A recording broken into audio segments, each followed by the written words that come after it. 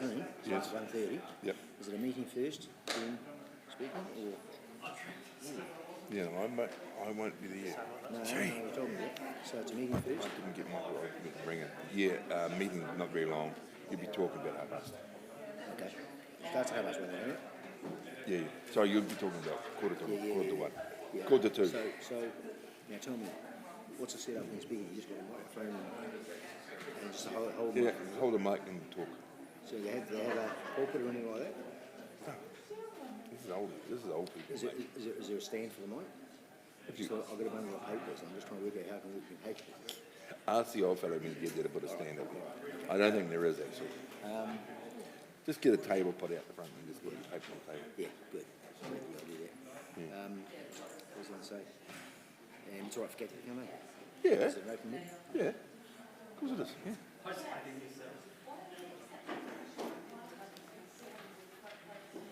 Oh, I better ring Michael.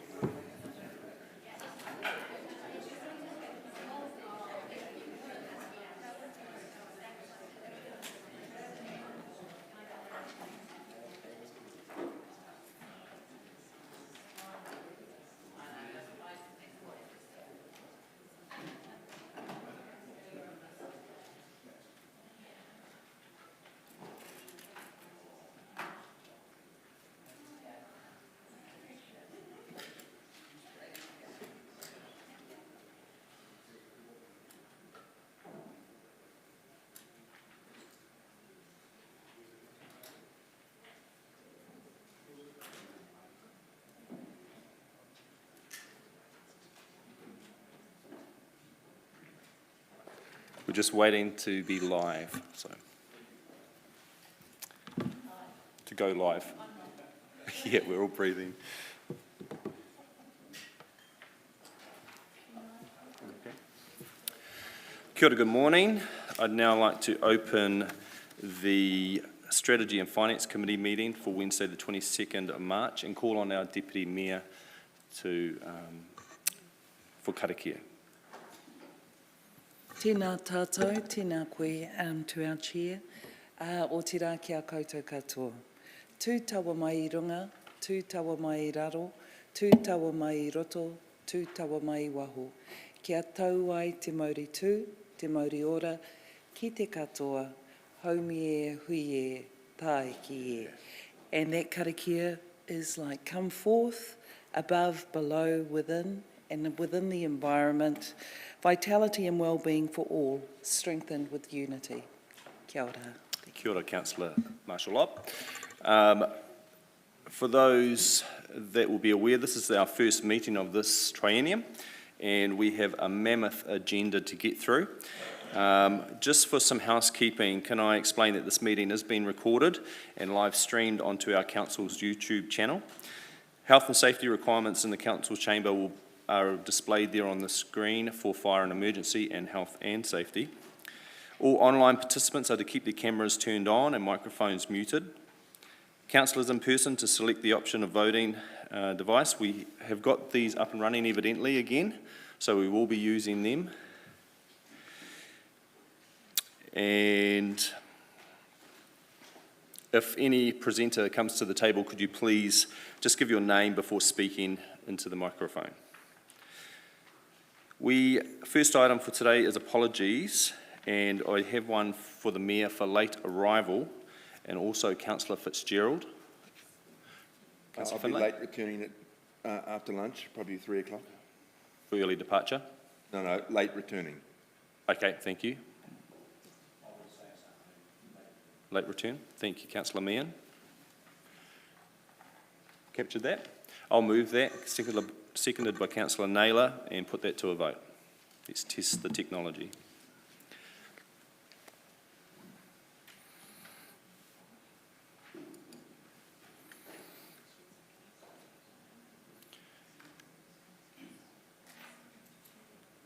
That's passed, 14 votes for and none against. Thank you unanimously.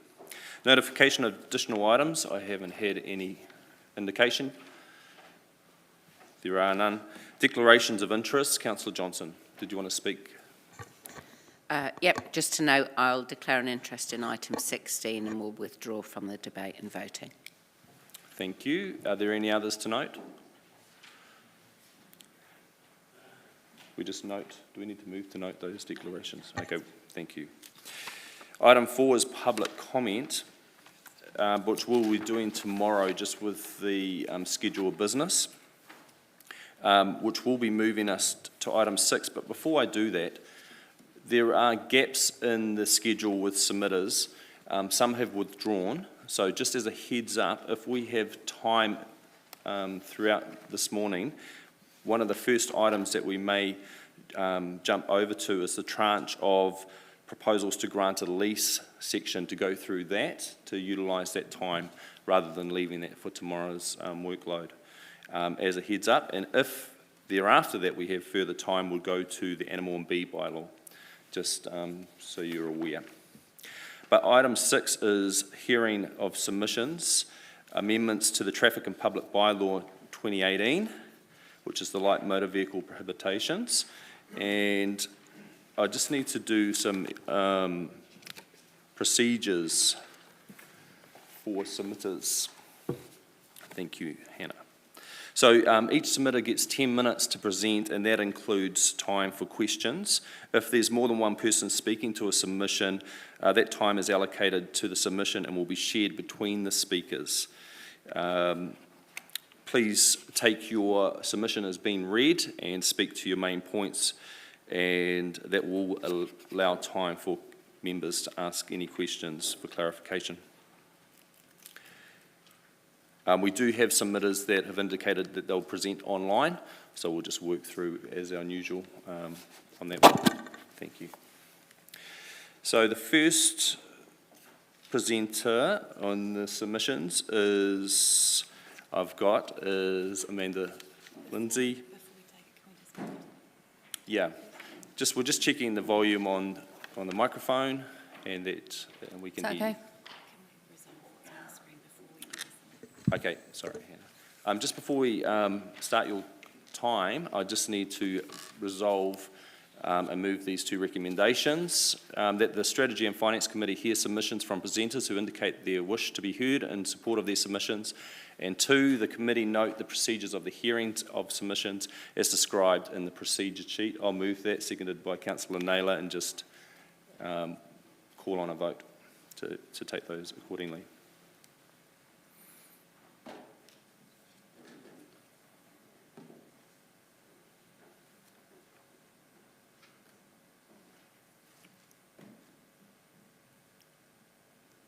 Councillor McKellard, could I call on you to vote? It's passed unanimously, 14 votes for, none against. Our first presenter is number 5, and the floor is yours. Okay. Welcome, Amanda. Tēnā koutou katoa. I'm Amanda Lindsley, the CEO of the Manawatu Business Chamber. Chair, councillors and officers, thank you for allowing the Manawatu Business Chamber to speak to our submission today. As you're aware, we are a business chamber that represents the businesses throughout our region, a significant number of businesses, both in terms of GDP and FTEs, right across the Manawatu region, and many being within the Palmerston North City Council area. You will have read our submission, along with the other 295. So today, we wanted to take the opportunity to expand further on our submission, which is in favour of the amendment, to emphasise the concerns that we have.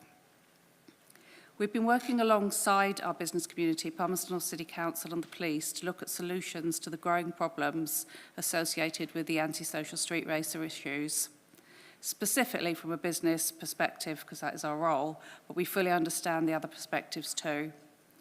Businesses are fed up with the disruption, damage and costs that these activities bring with them.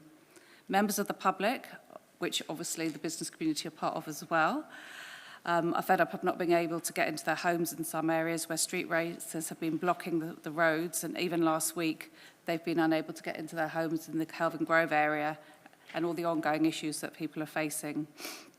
Of the submissions received, the majority are either in favour or partially, and we can emphasise with those in the partial group and even some in the against group, as the concerns that they have with this bylaw amendment is that it doesn't go far enough, and we would agree. Our concerns: that the bylaw will shift the problem elsewhere. it will. That it doesn't address the real issue is not simply a police issue, and you'll hear later from Acting Inspector Phil Ward, who's the Area Crime Prevention Manager later on. Yes, there is a need for increased policing and a need for increased resources and tools for the police to be able to tackle the problems, and this bylaw goes some way to help them with those resources. So it's important that Council, PNCC, are involved in these decisions. At a local level, we might not be able to affect the number of police officers in our area, but we can help with providing resources such as the bylaw, and at a national level, we can lobby and advocate for more police and the associated resources that this can bring. Thirdly, we're concerned that the workers within the proposed bylaw areas currently identified will be impacted trying to get in and out of their workplaces. Many of the businesses concerned operate shifts 24/7, and they have trucks entering and leaving their premises during that time. However, the problem exists now with the street racer activity.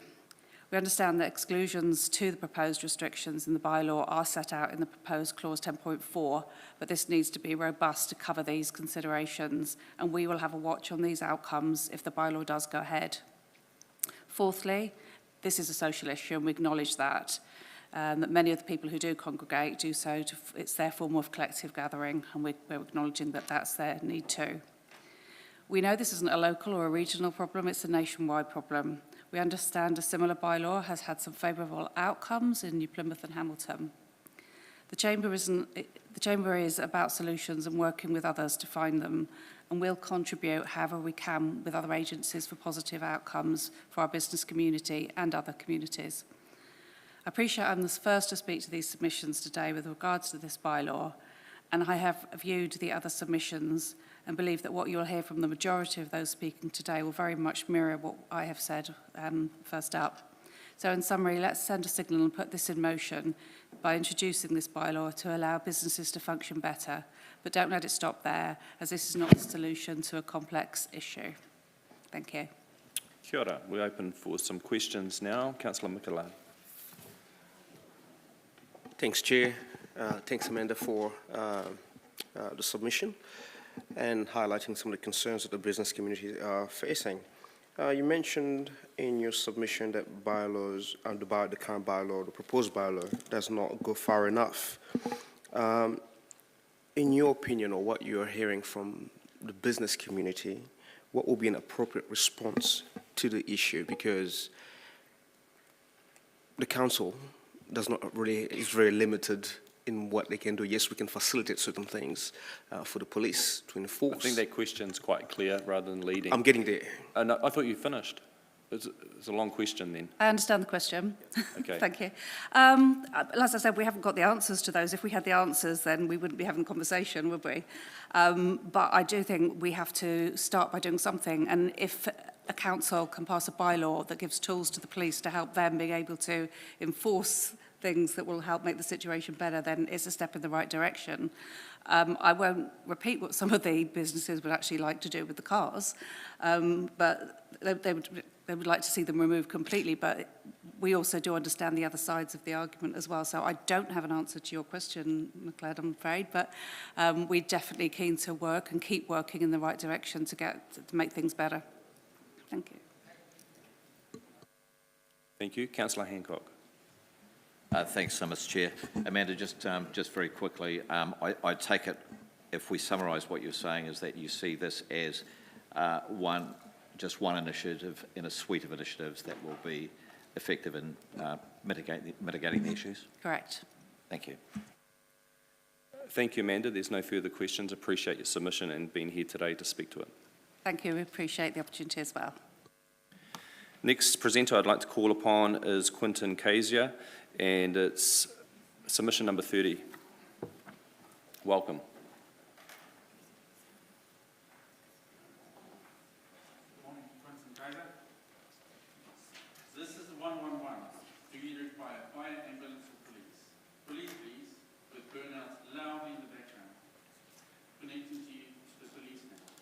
This is the police. What's the emergency? People doing burnouts in Palmerston North? Yep, whereabouts? Dennis Street. Dennis Street? Yes. I called about half an hour ago. They've been doing it since 3 o'clock this morning. Okay, let me have a look. So they have got a whole rig there by the sounds of it, because they are changing tyres and everything. I know that police are well aware of the boy races in the area this evening. We're trying to sort this all out. As we have multiple calls about all of them, and whereabouts on Bennett Street are they? Down the bottom end of the street, the cul-de-sac. Yeah, no worries. I can see the police are aware of that one there. Are they there? So they are doing what they can about it. It's a bit tricky on how police approach it, because it's actually quite a dangerous situation for us. So we've been keeping an eye on this and doing what we can for it. Because it's the smoke is blowing right into our house and the noise, and it sounds like it's happening right next door to our house, and it's unacceptable. Yeah, no worries, and you are not the only one who called about it.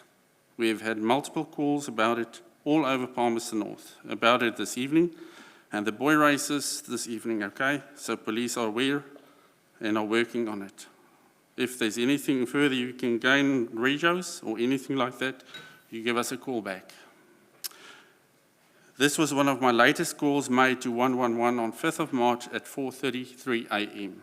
I'm sure that nobody in this chamber would want to be unwillingly kept awake by the sound of burnouts and the smell of burnt rubber throughout the early morning hours.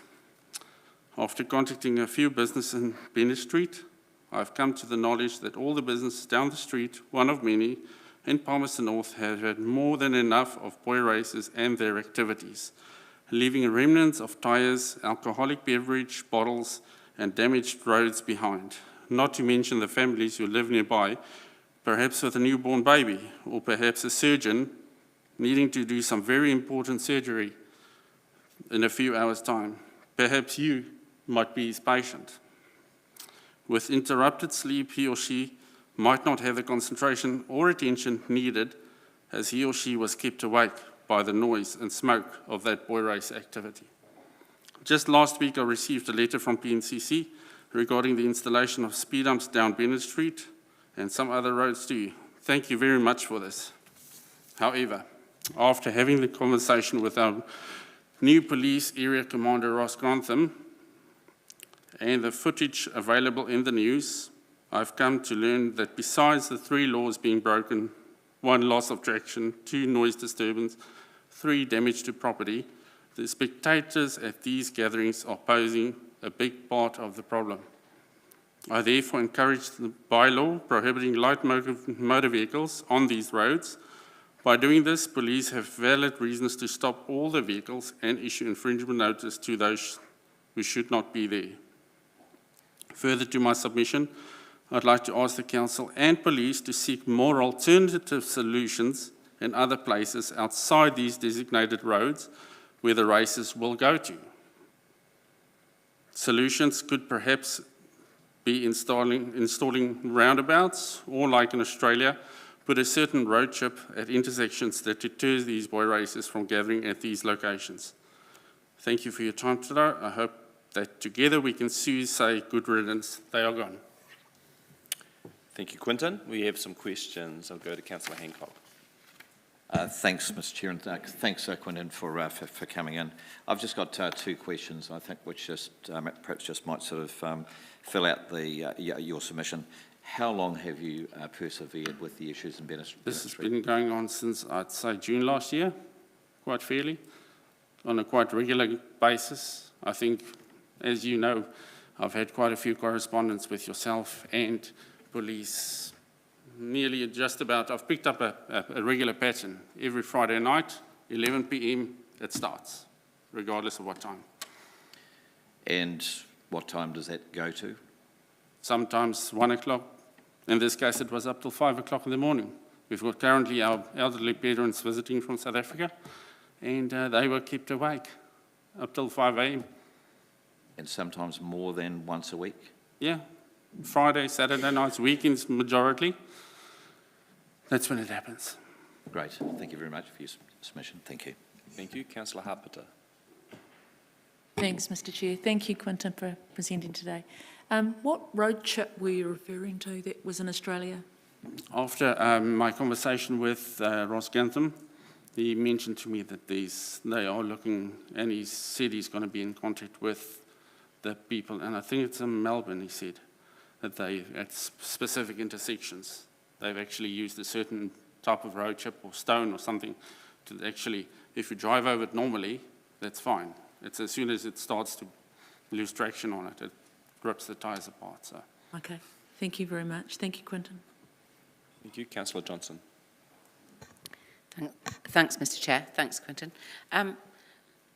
Would you say that you've rung police every time that they're there?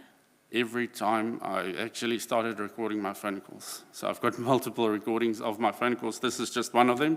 Yeah. And I think the biggest frustration for me is, yes, you phone police and that's a separate issue by itself, which I've sort of later complained to the IPCA, but I firmly believe that police should be doing more. Mm-hmm. They are given the authority by the law, being police, and if it means going into a risky situation, well, that's part of your job. So after the multiple phone calls that you've made, what follow-up have you had from police? Like I said, I've actually had a conversation last week, Friday, with Ross Grantham in terms of finding possible solutions in regards to the matter. But at the time that you ring up, the phone call has no effect on stopping the activity? No, you phone and police don't respond. Some nights I've made 4 calls. This was literally on the 5th of March at 4:33 a.m. This was my second call. Thank you. Thanks, Mr. Chair. Thank you. There's no further questions. Thank you, Quinton, for your presentation again, speaking here today. Now I'd like to call upon submitter 52, Jessie Buckley. Okay, the updated version. Okay, moving into Scott Bennett, and that is submission number 118. Scott, are you in attendance? Yeah, thank you. Welcome.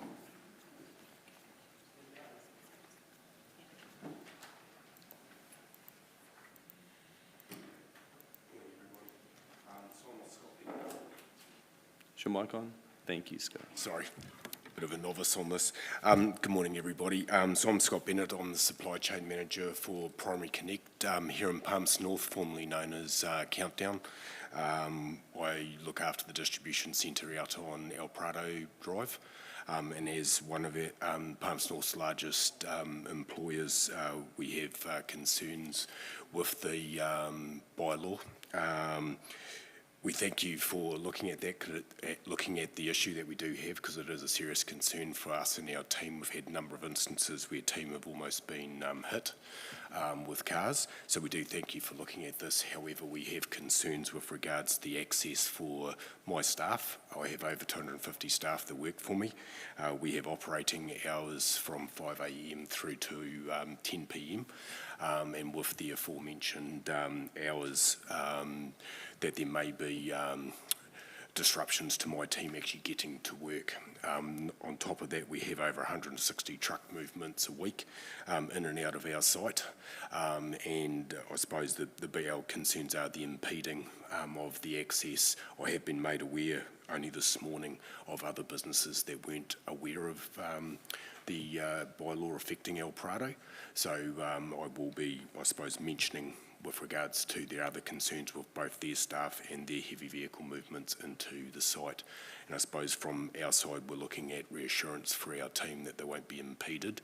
As you can imagine, with the sheer number of staff being able to get to work on time, if there is any impedance for them to get to work. However, and it probably needs more clarification from our side with regards to what are the measures that would be put in place, what reassurances we would have that our team would not be impeded into getting to work, nor our truck movements to and from site.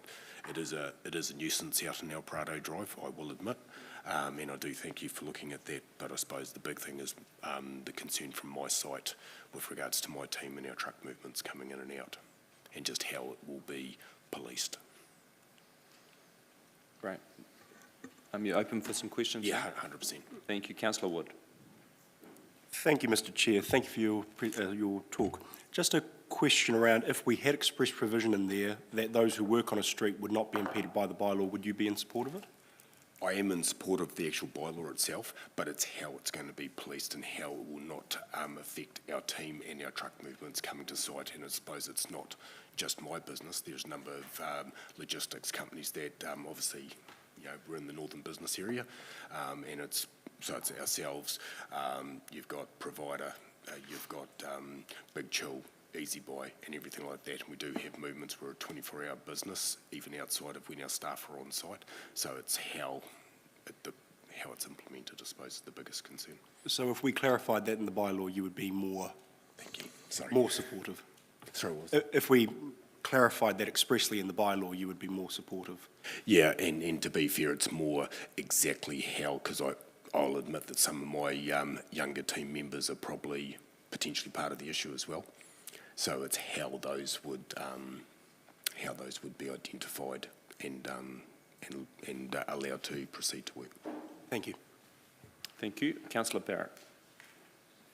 Thank you, Mr. Chair. Thanks, Scott. Can you give us some specific examples of, I guess, interventions that you would see as potentially falling into the impeding category, and if you see any interventions that you see would be acceptable that wouldn't be impeding? So I suppose when you look at the intersection of Railway Road and El Prado, it is a hugely busy intersection with regards to it, and if you are impeding any traffic coming into that site, that will flow out into Railway Road, so it won't just be an impediment into the industrial area, but also potentially into the main thoroughfare. I suppose we did have the concrete blocks that were dropped in the road there some 8-9 months ago from memory. I can't remember the exact date, but we had a number of staff that were actually affected by the security guards that were there, asking who they are, where they're going to work, and everything like that. So the actual traffic, because there were a number of staff that were actually late for work that day because of that. So it would have to be some way that the team can be easily identified, that they can actually be allowed uninterrupted thoroughfare. And as I said, it's not just our business, but we've got another number of large employers and transport operators down that way. Because if you start getting a number of 25-metre long trucks backed up along there, if they're getting questioned or even slowed down, if they're in the same line of traffic as cars that are getting questioned, then straight away you're going to start interfering with the traffic flow, potentially.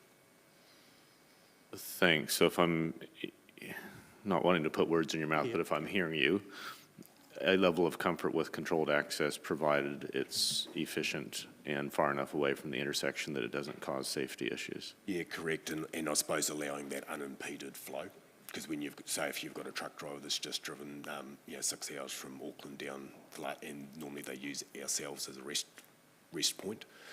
So of course, there is hours and that sort of stuff involved with regards to, and if you've got queues of 5 to 10 minutes or whatever it may be during shift changeover or departure, potentially it's just how that is managed is our concerns. Thank you. And just to follow up then to around another potential, infrastructure-related approach, is speed bumps, et cetera. So would you see speed bumps or other things done to the road surfaces being in the impeding or the not impeding category? No, I'd say speed bumps with that sort of thing wouldn't be impeding. Okay. I know there was mention originally of blocks and actually having this controlled access in and out of El Prado, which to me that's impeding. Whereas if it was a series of speed humps or something along those lines to obviously not allow the boy racers or whatever to gain speed to do their burnouts, we have a number down even in our end of our cul-de-sac that'll come in, even though we're the only tenant down there, that'll use our cul-de-sac as a skid pen. Great, thank you. Thank you. Councillor Finlay. And just thinking about the problem you're having with security identifying vehicles, have you thought about possibly having stickers or something similar on the windscreens of cars of your employees so they can go straight through? I mean, that'd be the finer detail as per the previous question of just how it's policed with regards to that, because not everybody would potentially be wearing uniform because the guys do get changed. No, but the cars would be.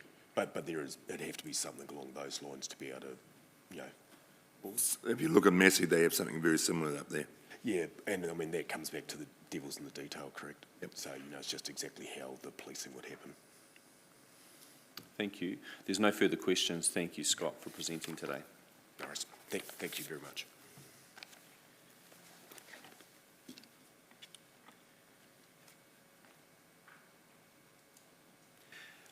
We have, our next submitter is online and, is expected to be online, and we are expecting him. And we've just contacted him to see if he can jump on slightly earlier. So rather than, can we go to the work schedule? Would that be possible? Let's go to our work schedule and utilise this time.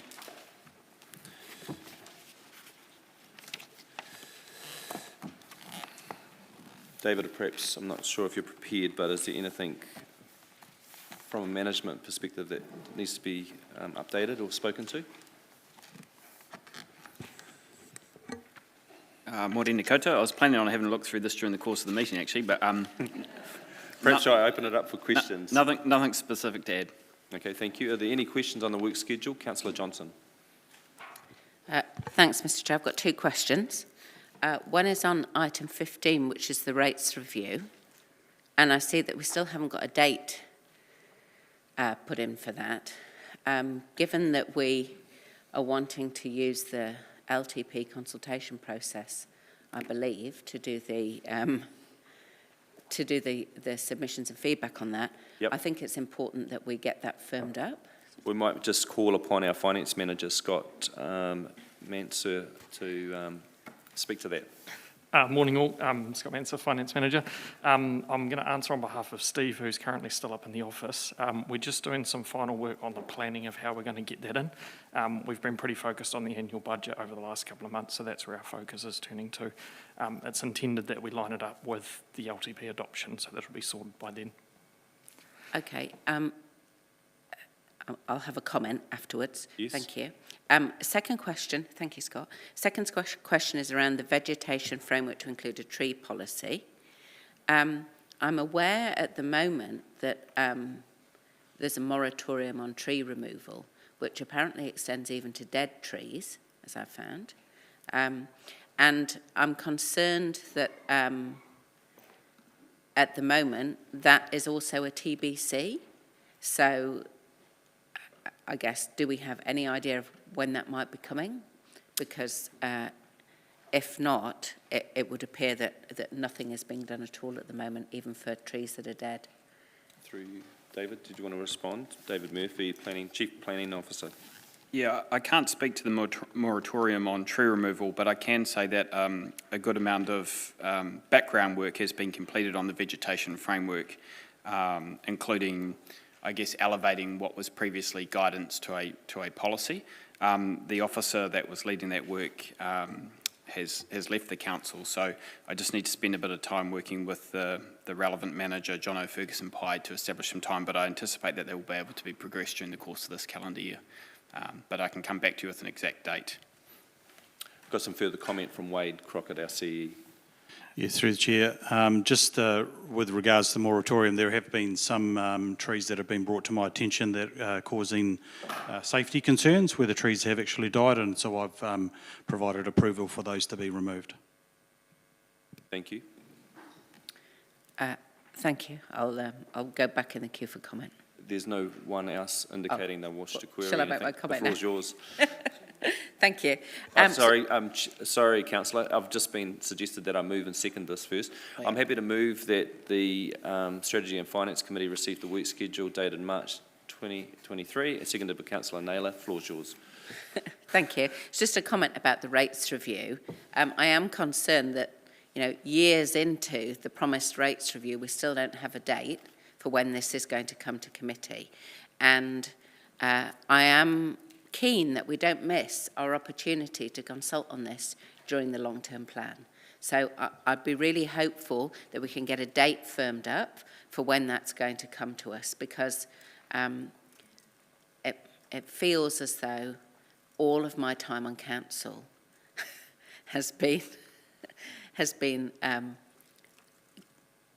that this issue has been a live issue, and that if we miss the opportunity of the LTP consultation because we don't have the report lined up correctly, I think we'll really have missed a trick. So I'll emphasise that I'm keen to see a date in for that so that we can be sure that we'll get the consultation in at the right time.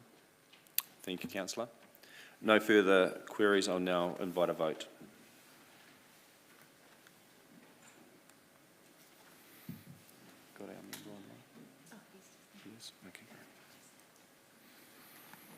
That's passed unanimously, 14 votes for and none against.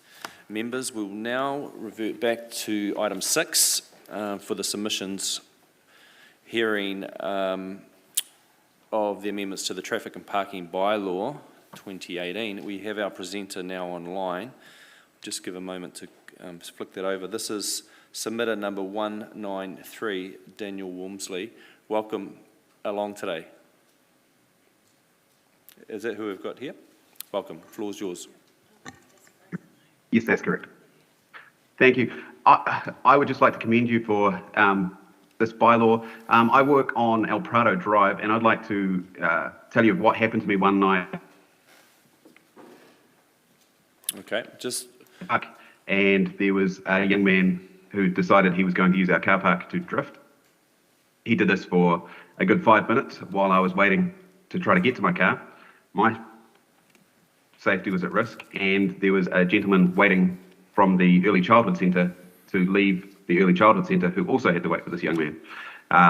In reporting to police, I was told that he would be sent a letter informing him that his actions were not acceptable. I believe that he was doing this because this is the place he normally would do these actions on the weekend, and saw an opportunity to do it on his way home. And I believe that by making it harder for these actions to happen, you will prevent incidents like this in the future. Thank you very much. Thank you. I'm going to open it up for if there are any questions.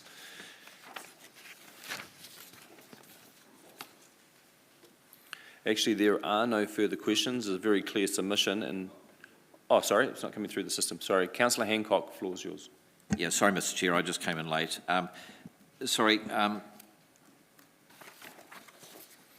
Yeah, Daniel, sorry, I've just forgotten your name. Could you just give some indication in terms of the time of day and the day of the week that this occurred? Sure, this was about 7 p.m. on a Friday. Okay, thank you. That's all I need to know. Thank you. Thanks, Chair. Thank you, Daniel. There's no further questions. Appreciate your time coming online today, and your written submission. It will be forward with all the other submissions to the next part of the process. Thank you. Thank you very much. Members, again, we're going to pause item 6 and call on our Acting Chief Infrastructure Officer to present a tranche of proposals to grant a lease, which are items 16, 17, 18, 19 and 20, proposing that we take these together.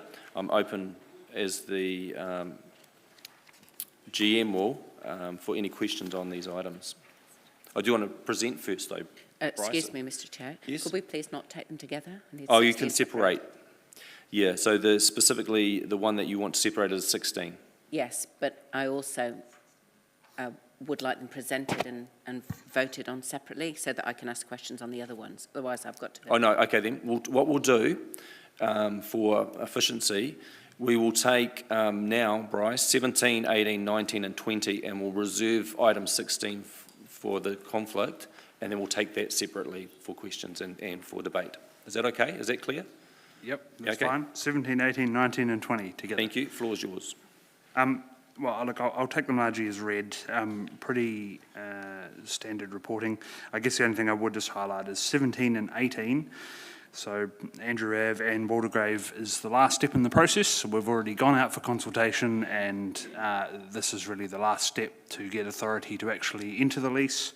Whereas 19 and 20 is the first step in the process, where we're actually seeking approval to go out for consultation, in which case we would then come back to council and present the findings.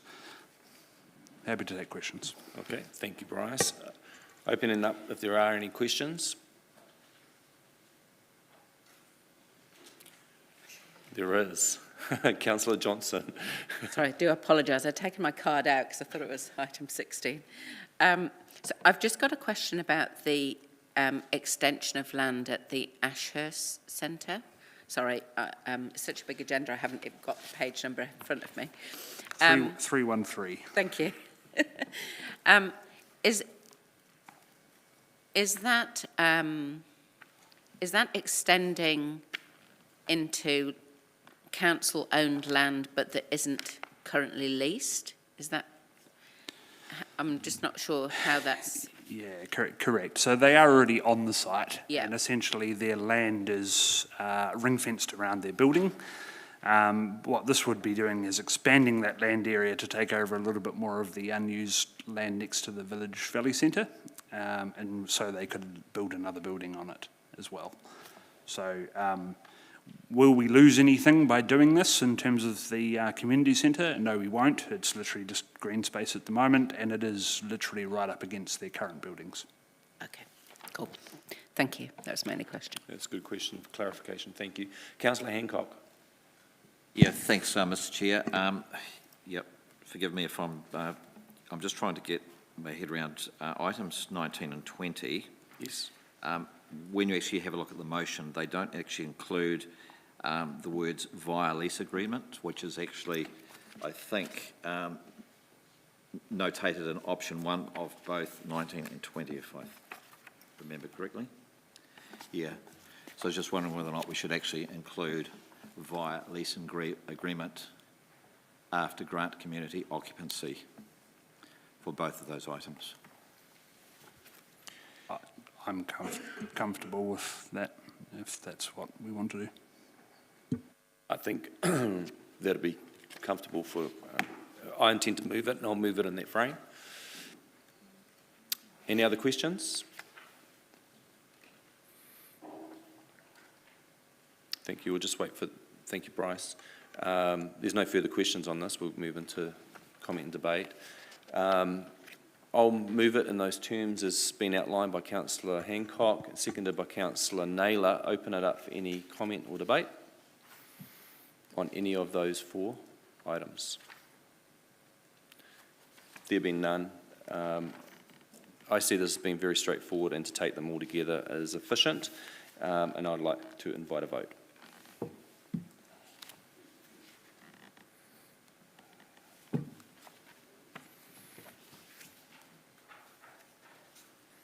That's passed unanimously, 14 votes for and none against. We'll now go to item 16, which is the proposal to grant a lease to the Manawatu Archery Club, and call on Bryce Housekeepng, Acting Chief Infrastructure Officer, to present this item. Yeah, much like the previous items, this is the last step in the process, so we'd already been out for consultation, and this is really just ratifying the fact that we can then enter into a lease. Happy to take any questions. Thank you. Any questions, members? There be none. Thank you, Bryce, again. I'm happy to move the recommendations as outlined on the screen and also in our order paper. Seconded by Councillor Naylor. No comment or debate, and I'd like to invite a vote. Thank you.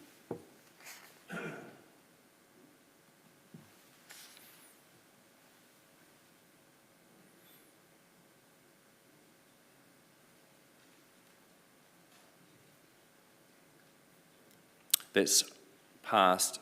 13 votes for and none against, unanimously. Thank you. Yeah,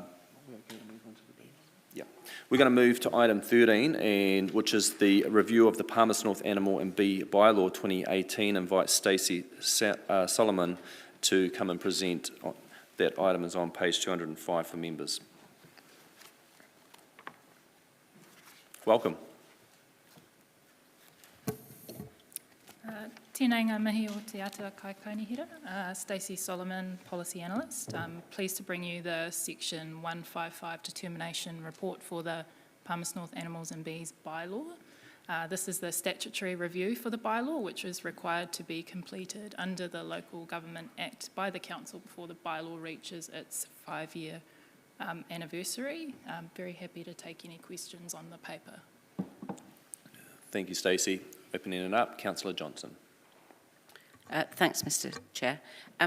Just to be clear, Stacey, at this point, we're just deciding whether or not a bylaw is suitable.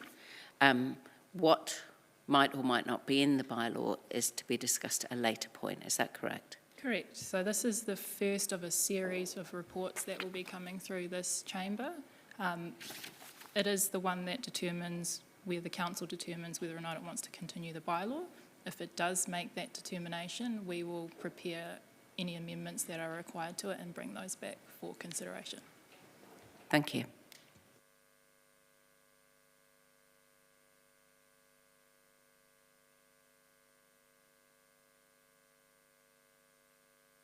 Sorry, is there any other questions yet? I was just taken out on that. There's no further questions, Stacey. I'm happy.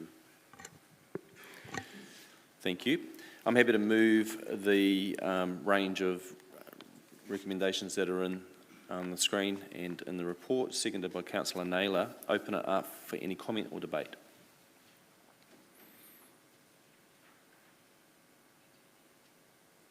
There being none, I'd now like to invite a vote.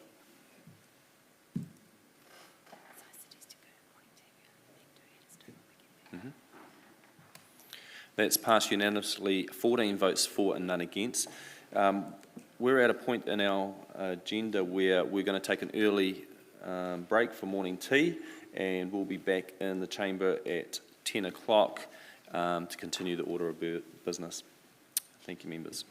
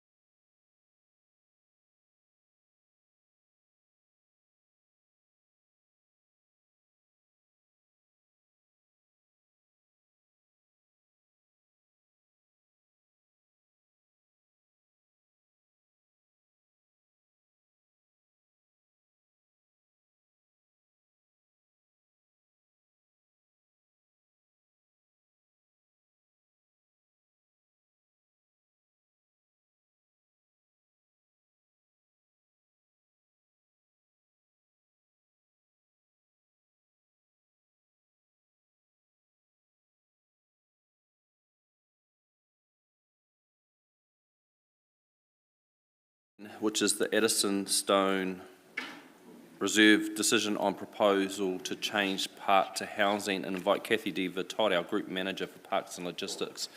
This item's on page 251.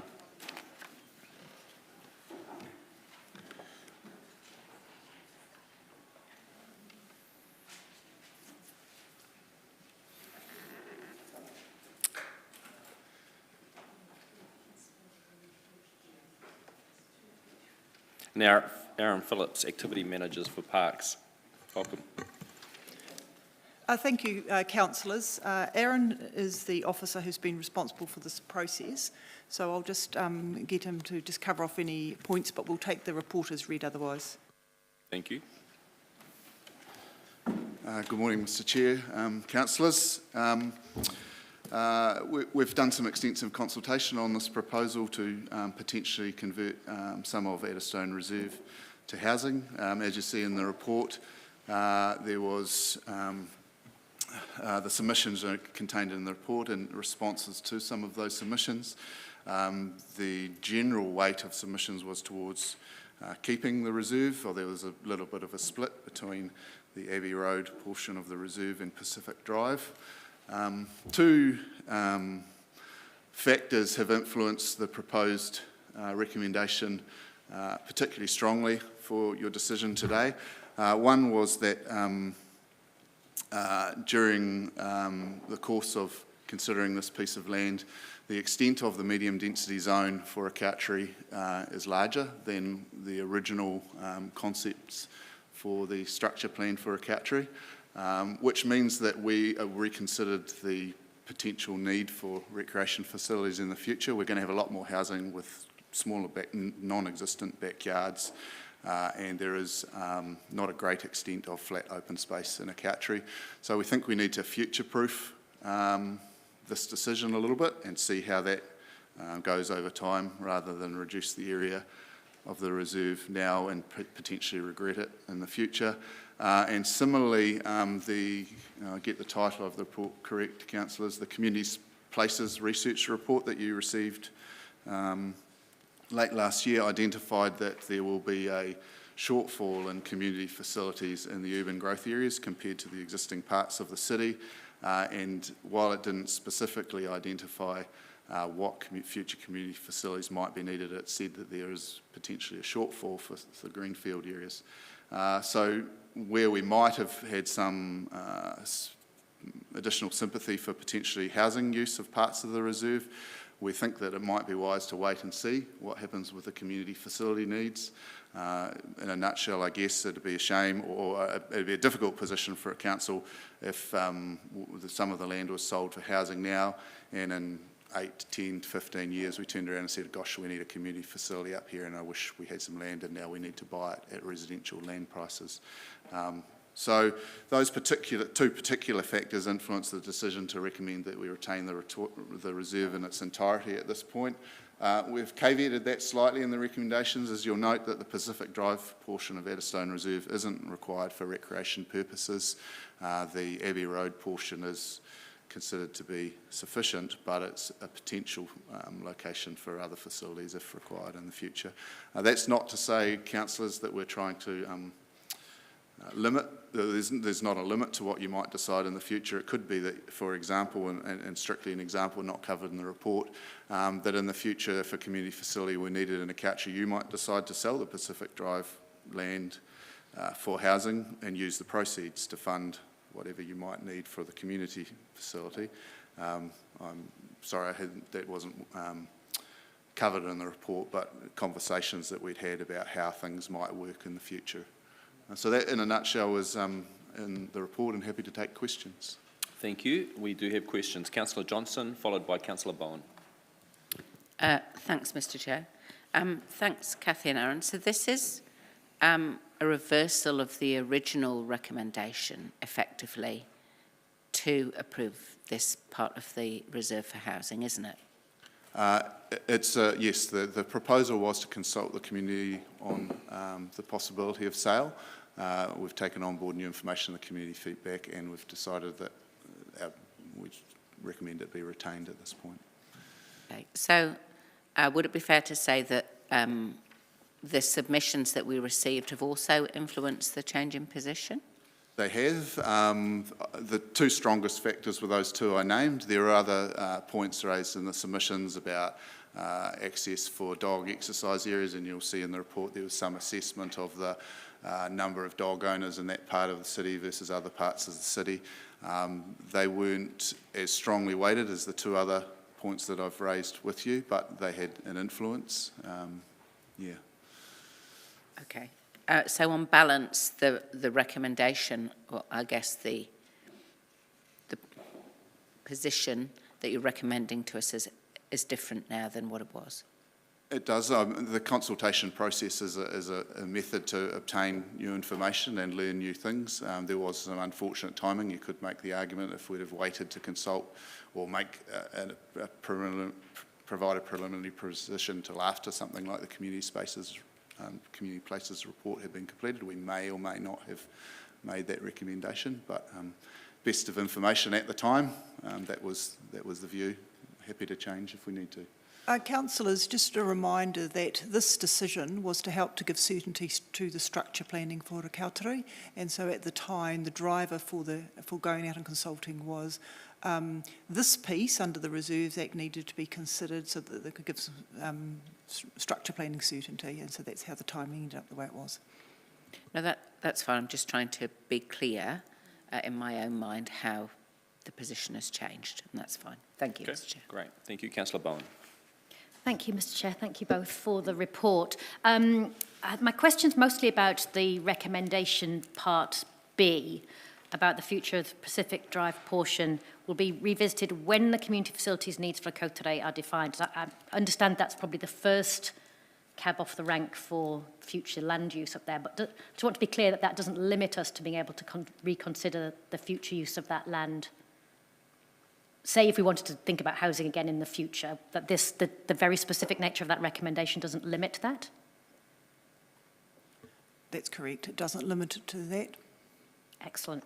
And one of the submissions, in fact, there were probably a few submissions that I recall from residents of Pacific Drive who are raising the concern that we often hear in these situations about they expected to retain that rural outlook and the proposal would have taken that away. With this recommendation, if it goes through, would there be any way to link this so that that turns up on, say, a limb for property purchases in that space so people would know the future direction of council? The land at Pacific Drive is already zoned residential.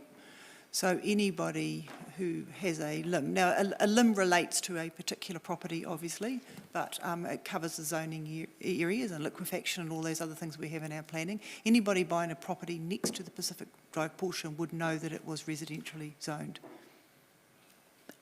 That's down to their due diligence then. Okay, lovely. Thanks for that. That's my question, Mr Chair. Thank you. Councillor Zebulon. Thank you, Mr Chair. And thank you both. I had a question just relating to the dog off-leash areas as well. On at the table at section 3, which page 255, there is a list of the existing off-leash areas within proximity. I just wanted to clarify, are all of those areas located on the other side of the state highway to Eddystone Reserve? Correct, they are. Great, thank you. And my second question relates to the stormwater retention pond that is mentioned on page 257 in that table as well. I've had a look at the map 7.A.4 of the Acautri Structure Plan and point J. I've just noticed that the location of that stormwater retention pond is planned to be in close proximity to the state highway boundary. Are there any issues arising from having the stormwater detention pond so close to the highway? That's not a matter probably for this report. Thank you. Councillor Barrett, followed by Councillor Wood. Thank you, Mr Chair, and thanks, Kathy and Aaron. Just a question of clarification, really. Page 261 has a map on it with the various color codings, and I was just hoping the three big blocks adjacent to Pacific Drive Can you just clarify zoning and ownership there? I'm just trying to work out the color coding, really. Sorry, Councillor, can I just confirm that? Is that figure 3? Yes, labeled as figure 3. So those two large tan colored blocks and then the purple type of block. The IPU, Is the entirety of all 3 of those? yes. And the difference in color between the purple and the tan is?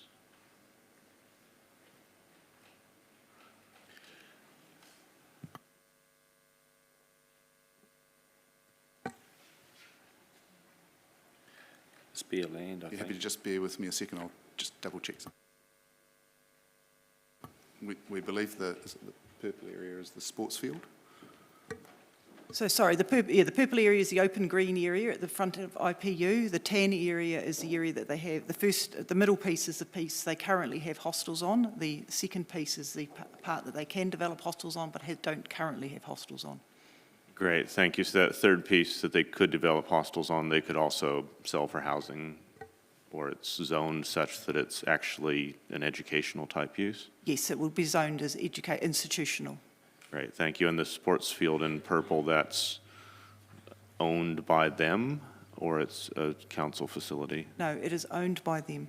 Great, thank you for clarifying both. Just to clarify, if I could, so the site closest to a Kotiri Drive that's zoned institutional, if there was to be housing put on that, it would need to be ancillary to educational facilities, so it couldn't be standalone market houses. Okay, great. Thanks for clarifying those points as well. Thank you, Chair. Thank you. Councillor Wood. Thank you, Chair. I'm just trying to come to the understanding of why we're recommending option 1 over option 2. So my read of the submission summary on page 265, and can you confirm if this is correct, that 20 submitters opposed both portions being used for housing, 16 supported both portions, and 11 opposed Abbey Road, meaning 20 opposed both portions and 27 only opposed the Abbey Road section, meaning that the majority of submitters weren't opposed to Pacific Drive being used for housing. That's correct, but the recommendation is based not only on the information received from submitters, but the other information that the council currently has to hand. And so on balance, considering that information and considering the uncertainty around some of that information, like the community facilities and the effective medium density, then on balance, therefore, that's why the recommendations come through. Thank you. Thank you to you both. There's no further questions. I'll move the recommendations on the screen that are the same that is in our order paper. Councillor Naylor seconding. Open it up for any comment and debate. Councillor Johnson. Thanks, Mr. Chair. I'm happy to support these recommendations. I think it was very timely that we had the community places report in, and I guess to me it shows the value of doing a large piece of work like that, taking an overview of what the needs are of the community, because that kind of information is very helpful when we're trying to make what are often very specific decisions about very specific pieces of land, and without having an overview of what the needs are at the moment in the city in terms of community places and what they might be, it's hard to, balance all of the competing needs when we're making the decision. So I think it was a timely piece of work to come through, and I'm pleased that it's informed this decision. And I also think, it should be of some comfort to the community to know that this is a good example of where we've gone out for consultation, we've considered the points raised in submissions and used those in addition to other information that's come on hand to have another think about how we might do things. And so, we do often hear from the public, there's no point in making a submission because nothing ever changes. But I think this is a really good example of where, something has changed. So I think it would be very wise to just reserve this land at the moment as is, and not to go out and say that we want to convert some of it for housing. So I'm happy to support and hope that others will too. Thank you. Councillor Bowen. Thank you, Mr. Chair. Yep, agree with the comments made. I was interested in the officer's comments, which I think are very timely as we think about medium density housing in the city, about the responsibility that council will have to ensure that green space is available and the existing green space that we have is protected so that we can enable medium density housing without a bad impact on people's ability to access outdoor amenity. Those two things sitting together enables a quality of life that I know we hear from our community that they're concerned as we move towards medium density that would change the way that people appreciate the outdoor space in the city. So this seemed to sit well with that as we're looking at a structure plan for Okautere that does increase medium density housing in an area of the city which has not traditionally had that kind of housing, that we protect the access to green space that part of the city is blessed with at the moment. Like Councillor Johnson, I was really pleased to see all of the moving parts of this kind of decision come together here with the community facilities report, with that structure plan for Okautere, and with the views that came through from the community. And particularly I found the Green Corridors submissions and the Green Corridor supporters submissions quite compelling in that regard as to what it takes in terms of space to make those gully reserves work effectively. And for me, that was an important point that came through, that I'm pleased that we'll be able to tell Green Corridors that their call to preserve the reserve has been heard. Thank you. Thank you. Councillor Harpiter. Thanks, Mr Chair. Just briefly, I'd like to say that I fully support these recommendations. It's good to hear that the submitters, that we've listened to them through this consultation process and that we are going to go forward with this recommendation. I think it's the right recommendation for this area. So really think that this consultation process went down the right track, and I thank the officers for the work that they have done with this. So thank you very much. Thank you.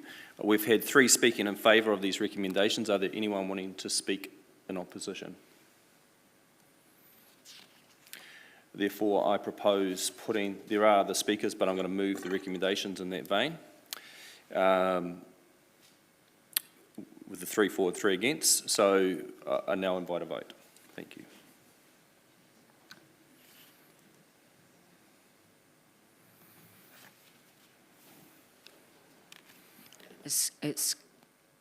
That's passed, 14 votes for and none against. Excuse me, Mr Chair. Yes. If we're going to do 3 for and 3 against, could you please announce it at the start so that we're aware? I'll be doing it generally with the load that we've got on our work schedule. I thought that was obvious, but I'm happy to make that clear. We've got a large workload, and if there's no one speaking in opposition and get unanimous votes, I don't see the point in prolonging the meeting. Thank you. Item 11, we're going to go to members, which is our Treasury report, 6 monthly, ending 31st of December 2022, and invite Steve Patterson, our Strategy Manager for Finance, to present this item. Thank you. Page 173. Mr Chair and Councillors, good morning. In terms of this report, I basically take the report itself as read, but I want to make a couple of brief additional comments, if I might. The Local Government Funding Agency in a communication last week described the conditions at the minute as having extraordinary market volatility and a difficult issuance condition. So I think you'd be aware of that from what you hear in the media, that they are volatile and difficult conditions. So it does mean that when we're looking to raise money for the Council's requirements, that we have to be well planned in terms of what we do and make sure that we're interacting with the marketplace in a professional manner. We have had discussions in managing the Council's debt portfolio at the moment. It's slightly lower than what the budget would have assumed that it would be at this time of the year, at the end of December, due to the fact that the CapEx program is not as far advanced as what the budget had assumed. And of course, as I've mentioned before, we don't raise the money in advance, we raise it as it's required. Having said that, interest rates, as you know through the material we've given you through the budget process, interest rates have risen quite significantly, and so in broad terms, at the 6-month period, the average interest rate is higher than what we'd assumed it would be, and the interest cost is slightly higher than the 6 months of the budget assumed it would be. The final outturn for the year will depend, I guess, on the level of debt that we actually raise through the remainder of the year. Part of the process of managing the portfolio at the moment involves projections about future capital requirements and the amount of debt that's going to be raised, not only in this year, but in future years. And I've mentioned that in the past, that influences our decisions about such things as buying hedging cover, because that actually takes a 10-year horizon, and it also influences the way in which the credit agencies like S&P Global view the council when it comes to their assessment annually.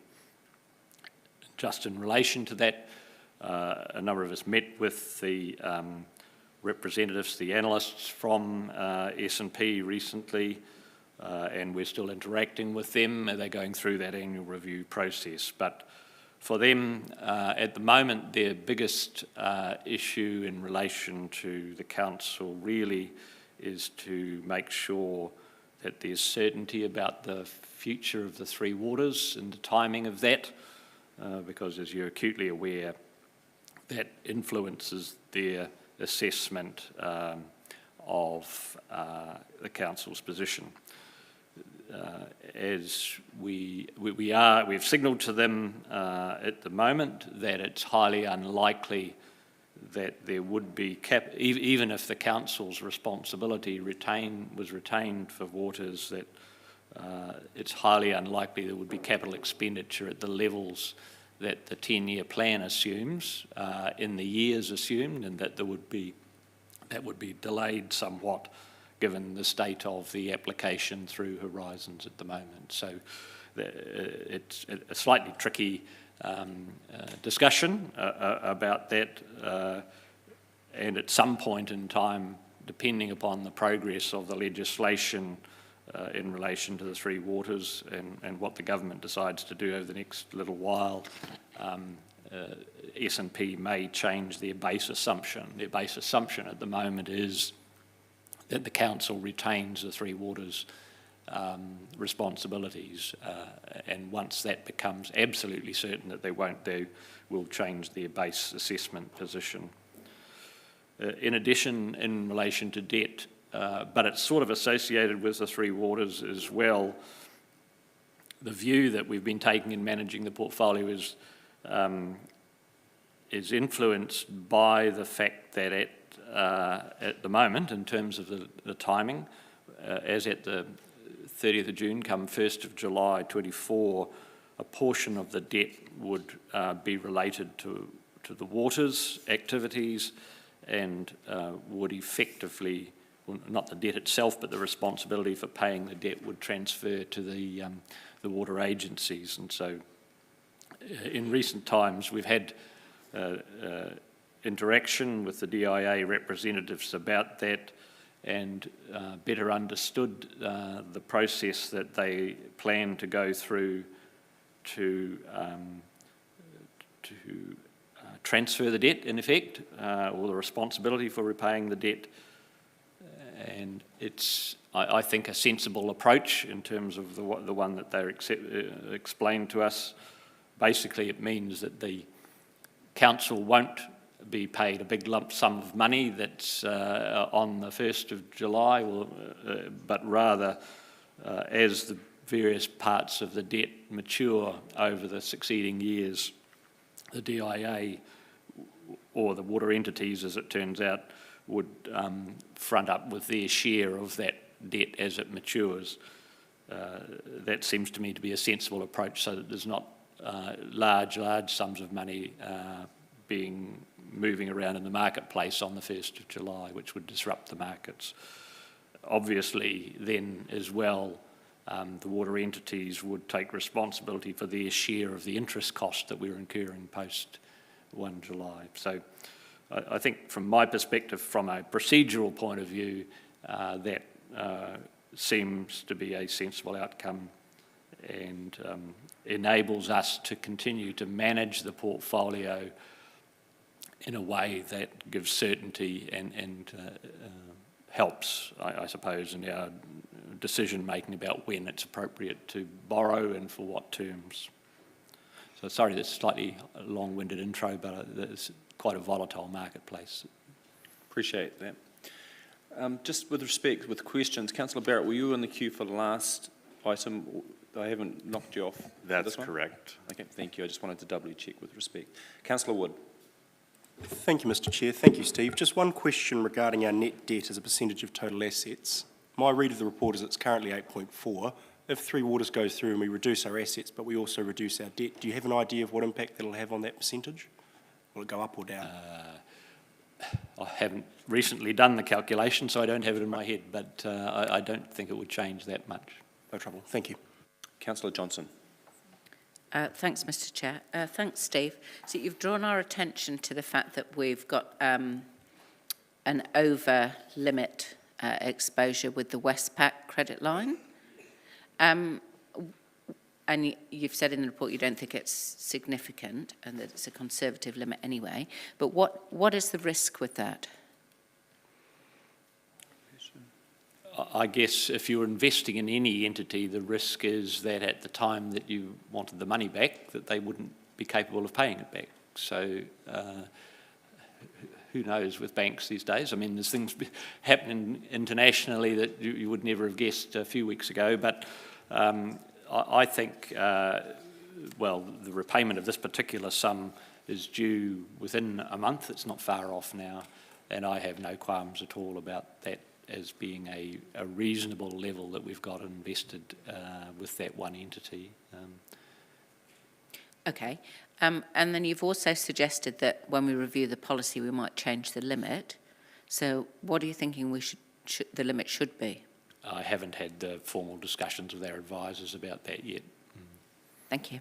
Thanks, Mr Chair. Councillor Naylor. Thanks, Steve, for the report. Just looking at page 174, at the Schedule 1, the chart there on the regarding the debt. Now, in terms of the sum advance to PNAL, the 5 million, what will the, just with interest rates going up, how will the interest be treated on that debt? The sum that's borrowed on behalf of the airport is at the fixed rates. They wanted the sum to be fixed, so we have that. In fact, in our schedule of debt, it's one that's, can't just spot it at the moment, it's 4.11%, I think, from memory, is their rate for 5 years, and so we've got a fixed rate with them for that period. So do we also have a fixed rate for that? Should I say, it's borrowed fixed from the market, and we've passed it on to them to fixed, so there's no interest rate risk. Thank you. Thank you. There's no further questions, Steve. Thank you for presenting this report. I'm happy to move the recommendations as outlined on the screen. I look for a seconder. Councillor Naylor, thank you. Open it up for any comment or debate.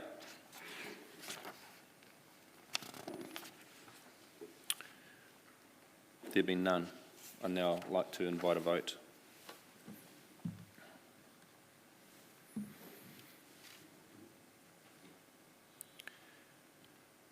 That is passed unanimously, 14 votes for and none against. Members, we will now revert back to the hearing of submissions, which was item 6, amendments to the Traffic and Parking Bylaw 2018. And we have our next presenter in attendance, Denise McLean, which is submission 234 on behalf of Townsend Joinery. Welcome. You have 10 minutes to present, and that includes questions. We certainly can. We won't start until we have that in order.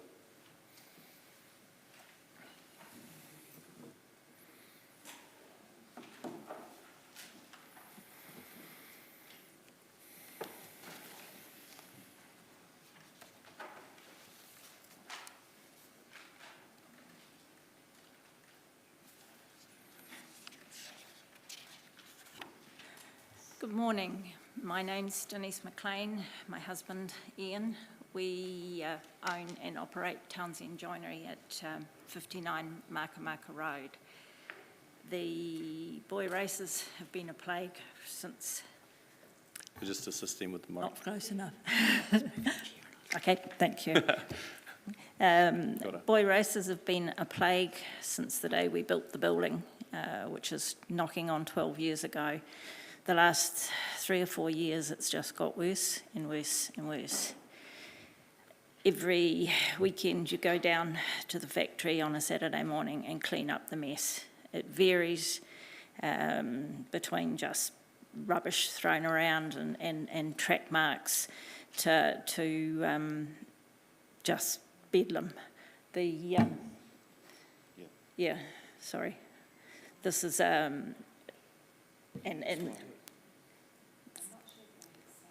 no, it won't be sound. No, this was a track that we recorded on our cameras on a Saturday night. I'll get my husband to just explain it. I'll carry on from there. As you will see, they were doing spinning around. Sorry, thank you.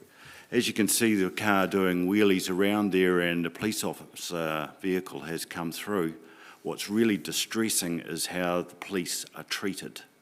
You'll notice that everybody has congregated in front of it and let the vehicle escape that was doing the burnouts. And I know you can see the general amount of people and cars in the area, which is a shocker. If you look at the back of the police vehicle, you'll see people approaching it, and you're going to be rather shocked if you look closely what they're actually doing.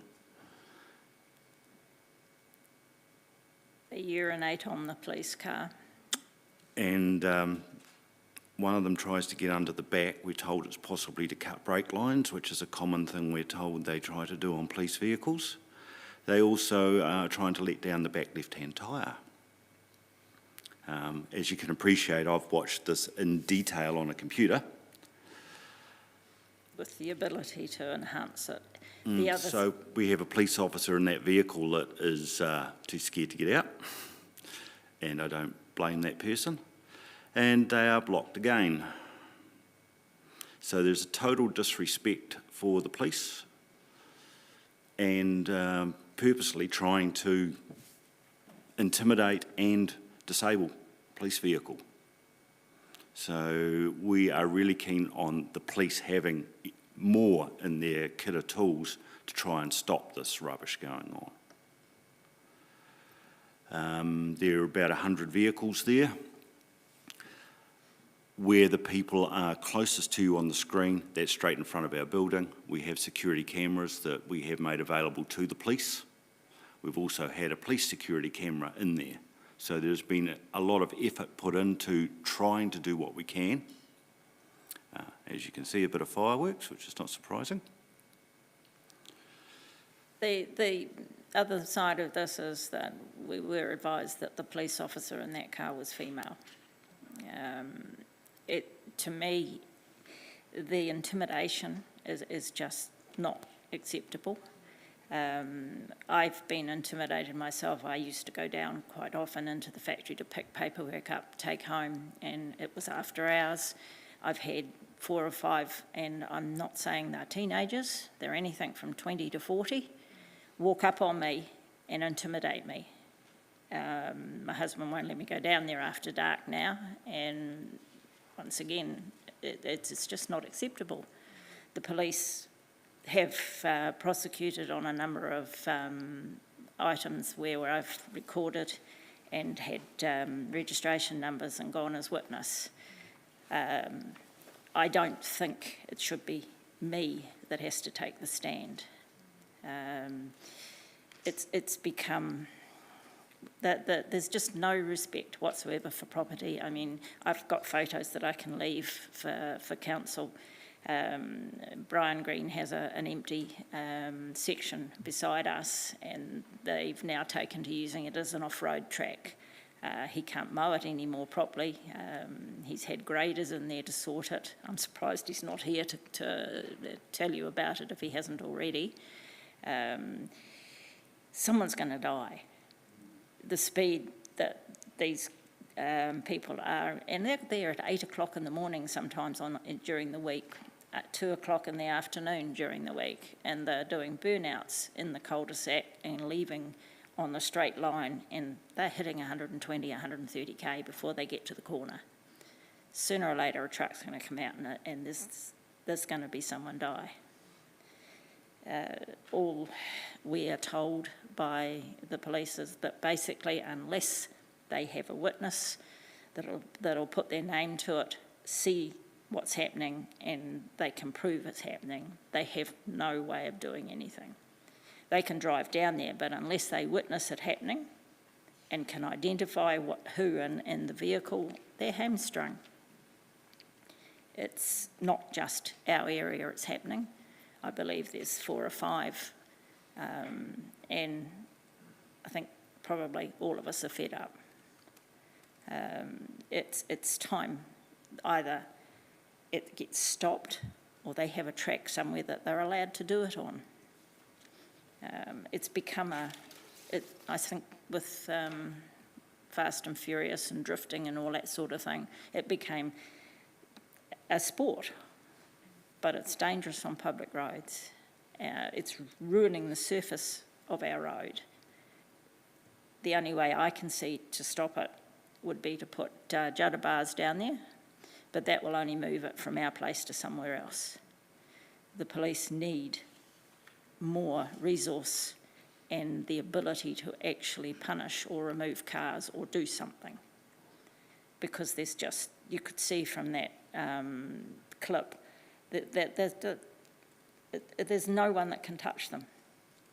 And I guess for me to be here, it takes a bit to get me here. It's important and it's got to stop. The other side of it is, this is, which you can have, is what we're left on our property, which gets dragged into the factory, which damages our product. I've had burglary, break-in, cameras ripped out. There's damage to our forecourt, and the only person paying for that's us. So what I'm asking is that you take on board where we're at. The changes to the legislation are a necessity, and the police need more power. There's such a total disrespect amongst the youngsters. And I think the sad part is that they're not that young. That we have had vehicles pull in, utes with trailers, trailer load of tyres. They set up on our forecourt and they're changing tyres to go out there and just rip the roads up. They're removing fire hydrant steel covers, which someone walking along is going to step in the hole and break a leg, and they don't care. So that's basically why I'm here. If I might just add in, the removal of fire hydrant covers is solid plates of steel this size. They put them under their wheels and use them as skates to skate around. So I've done quite a bit of the reporting to the police and to the City Council, requesting clean-ups of the street. This fine steel braiding is horrifically sharp. It's like needles, and I've had quite a few bits of it in my hands because I do most of the cleaning up, just about every Saturday morning or Sunday morning.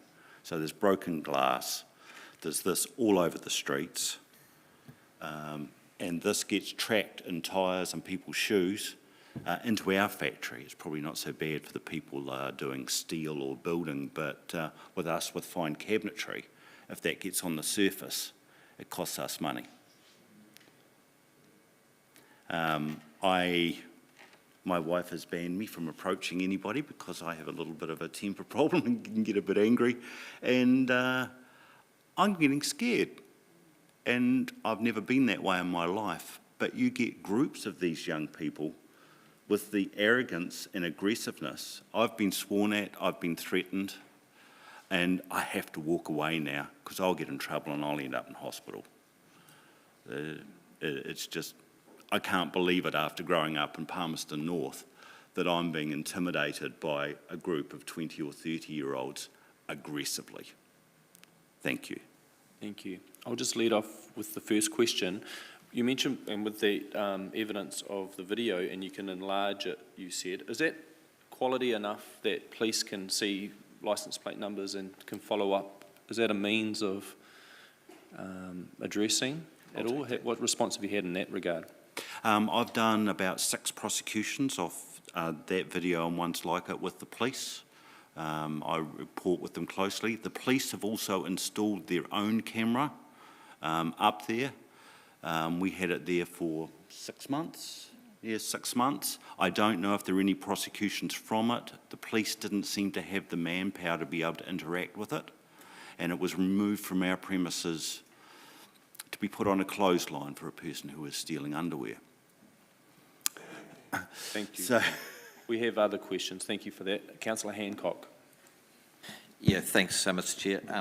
Just confirming, your premises is in Bennett Street, yes? No, 59 Makamaka Road. Oh, Makamaka Road, Yeah, thank you. It's a cul-de-sac. Okay.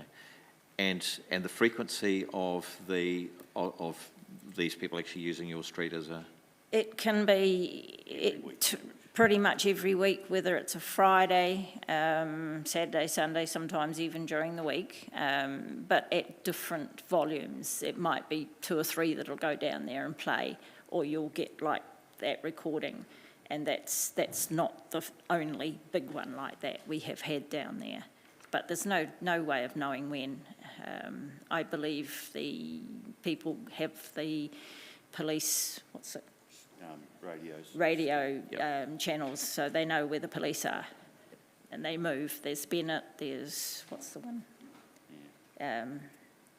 Off Railway Road, us. Yep. El Prado, yep, Vela. Out on the way to Works Opiki, yeah. There's a number of places. Okay. So, have you read the proposed bylaw? Yes, I have. Can you just give your view of how that might in fact actually support a change in behaviour? It would give the police the ability to stop vehicles, and it would prevent the people actually being in those areas unless they're there legally. If you remove where they can play, then they're going to go somewhere else. And selfish as it may seem, I'm quite happy if they go somewhere else. Possibly, I don't know if they used to be allowed to use Manfield, or there are areas that they could actually legally use, is something maybe council could look at. But the legislation would at least give the police some ammunition to be able to do something.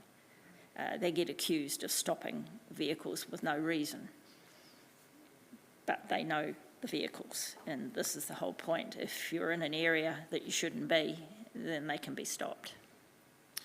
And presumably they could use camera technology to identify vehicles? Definitely, yes. Rather than actually putting the stuff... Our camera technology is not good enough to pick up the registration numbers at night. Generally, the ones that we've been involved in prosecution has been me actually personally being on the premises and seeing them and writing the numbers down. A good camera, and that's thousands of dollars, would pick it up. Great. Thank you very much for your submission. Thank you. Our time has expired, but I'll allow one further question. Councillor Barrett. Thank you for that. Denise, if I heard right, when you started to introduce the matter, you said that you'd been there 12 years and it had been an issue from day one, I think I might have heard you say. Can you just give us a sense of kind of recent, is there escalation of that recently, and kind of how that's happened over time? The last 3 or 4 years, it has escalated markedly. It used to be teenagers, kids in their bombs that would come down and just do wheelies in the cul-de-sac because it's a big cul-de-sac and there was very little building there. I think there was only one other building. It is getting more built out now, but it's like there is big, I won't call it a club, but there are big gangs of people that now, you know, the word goes out, we're all going down so-and-so, and, you know, 50, 60 cars is not unusual. They park on that entire section next to us, all around the cul-de-sac and everybody's driveways. And yeah, it would have been in the last 3 years it's got bad. Have you approached the owner of that section about fencing it or otherwise barricading to prevent public access? I have talked to Brian, but from his perspective, and he's probably a bit like me from that thing, why are we paying to stop something that's illegal in the first place? For us to put bollards and fencing up then means we've got to put it up and down every time we come and go. And I assume he feels the same way. It's a big section with a long right-of-way all the way from Mako through to the Alsco building, and you'd be talking tens of thousands of dollars in fencing. Thank you very much for your presentation and speaking here today, Denise and Ian. Appreciate it. The feedback and the written submissions will go through to the next part of the process. Thank you. I'd now like to call upon Christio Sherrell, submission number 85, to present. And Chris, you'll be very familiar with the processes here. Welcome.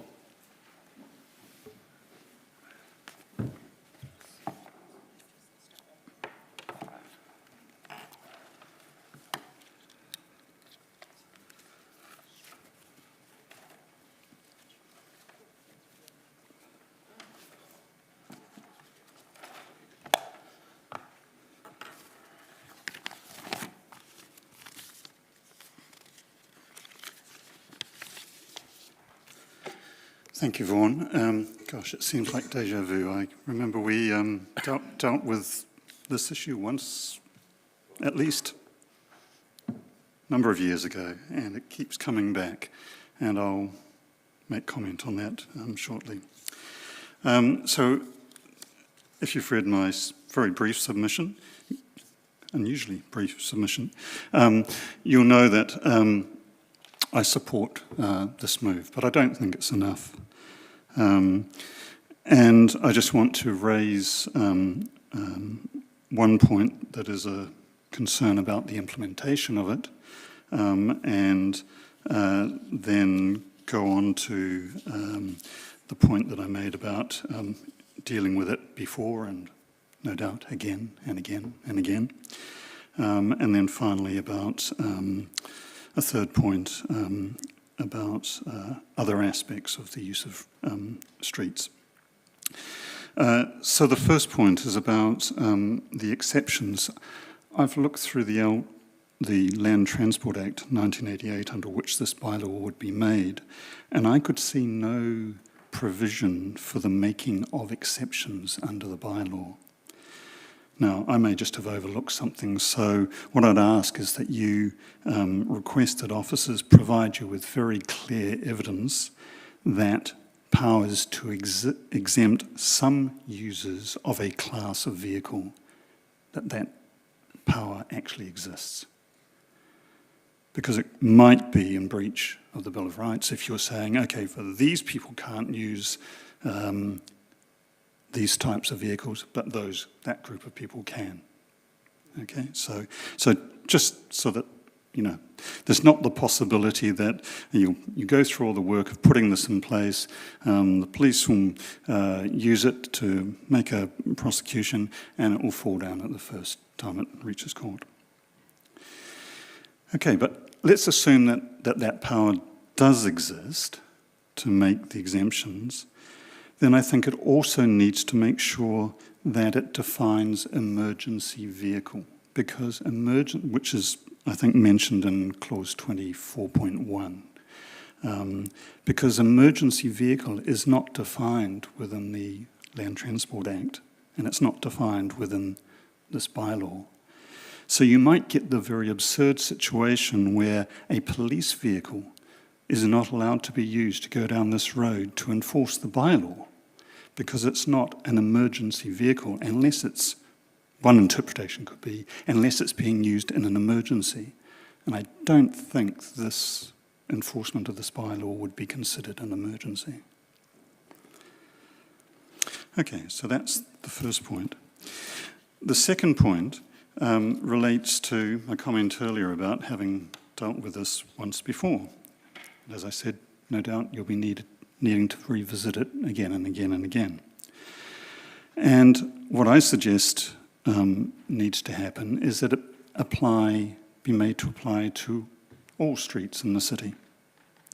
Okay, Clause 17.2 does provide a mechanism for additional locations to be added to the bylaw, to the administration manual of the bylaw, but it still has to go through a consultation process. And looking back, it seemed like this was first brought to you in this most recent iteration back in March 2022. So it's a little over a year since, and presumably officers would have worked on it before then. So that's a whole lot of time and resources tied up for doing this thing. And as the previous speakers can be mentioned, you can be sure that, if this comes in, then the people who are causing these problems will just move to another location, maybe near your place, or maybe near mine, or maybe near somebody else's, and affecting other people in the city who have a legitimate right to go about their lives in a peaceful and quiet way, all through the year. So it would seem to me that you should make this, if not this iteration, then quickly bring another one back that adds a whole lot of, adds all other streets in the city. Now, I know in some cases, such as in liquor licensing, you can't do blanket bans for the whole city. Okay, but in this case, the LTA, the Land Transport Act, says that bylaws made under 22AB, subsection 1, can apply to all streets or roads under the jurisdiction of the RCA, of the Road Controlling Authority. So it specifically says this is one where you can put a blanket ban across the city. And I strongly recommend that you do that, because otherwise you'll be coming back here, or your officers will be using lots of time and energy and money to keep redoing this. It's stupid to keep redoing it. Just make it apply to the whole city, straight off. Save everybody a lot of problems. After all, the council has way more important things to deal with than this, as important as it is to the people that are affected directly. The third and last thing is this bylaw is actually only addressing part of the problem. There are two others, parts of the problem that I'm aware of. One is that many streets in the city seem to be being used as a racetrack day and night. I don't know if you notice where you live. I suspect it moves around because it comes and goes near my place. And the other is that the noise that some vehicles seem to be specifically designed and operated to make on our streets. And both of these things are really degrading the quality of life in the city, both at night by disturbing sleep, and by daytime interrupting conversations, just making it jolly unpleasant, especially for those people that live on, the more major roads in the city. Where I am, sometimes during the summer, I was woken up and I could hear, and I was estimating just where the vehicle was. And I would say I could probably still hear it when it was probably somewhere in the vicinity of the Main Street, Ruahine Street intersection. That's how loud, you know where I live. That's how loud these are used to make that sort of noise. Not only is there, that, but there's also the danger that's obviously created by people using vehicles on roadways in that way. So that's not exactly about this bylaw, but what I encourage you to do is to assist the police in a similar way that you're assisting the police in this case, to do something to collaboratively solve that problem. You know, streets should be places for careful and safe movement and use in other ways, but certainly not in the way that some, probably a very small proportion of people are using them. Now, I don't know if there's any crossover between the people who use the streets that way and the people who are creating the problems that the current bylaw that we're discussing, but I dare say so. All right, thanks very much. Thank you, Chris. We do have questions. Councillor Mickelard. Oh, sorry, Chair, that was from the previous... Okay, that's fine. Sorry. That's fine. Councillor Wood. Thank you, Mr. Chair. Thank you for your submission. I appreciate it. I just wanted to ask a bit more about how you would see a blanket citywide application of this rule working, given it is incredibly restrictive for the streets that it's implied on or applied to. When you say you'd like to see this across, you know, the entire city, that would effectively shut down every street in the city from 10 p.m. to 4 a.m. Would you like to see that happen? Am I understanding correctly? I don't think it would shut it down. It would still be, if the exemption for people with a legitimate purpose stands, then it would mean that anybody with a legitimate purpose could go anywhere in the city. It's about people who exhibit certain behaviours and are considered not to have legitimate purposes. But yes, I don't see any particular problem with that applying over the whole street. I mean, you could do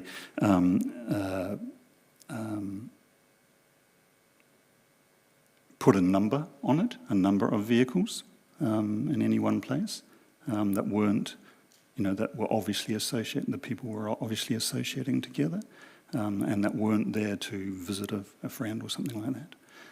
Yeah, I don't see any particular barrier to it. Thank you very much. Thank you. Councillor Zebulon. Thank you, Mr. Chair. Kia ora, Chris. Thank you for your submission. I noticed in your feedback you mentioned a possibility of imposing no parking prohibitions on public roads for certain periods of each day with exemptions for residents. I'm curious whether you see that going alongside a blanket ban or as an alternative. How did you envisage that playing out? So as I understood it, the bylaw is proposing a parking prohibition in certain places, right? A parking and moving along in certain places. Yeah, so I was just suggesting that then apply over a wider area. Because of the reason I said before, it'll just spread, it'll go somewhere else. Great, thank you very much, Mr. Chair. Thank you, Chris. There's no further questions. I appreciate your submission. Thanks very much. And being here today to speak to it.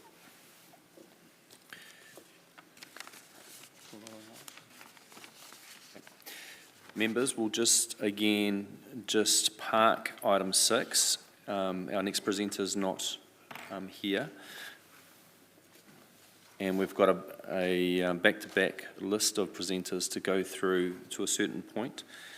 So therefore, I'm proposing that we go to item 21, which is the elected members' expenditure for 21-22, and invite Scott Manser, Finance Manager, to come and present that item.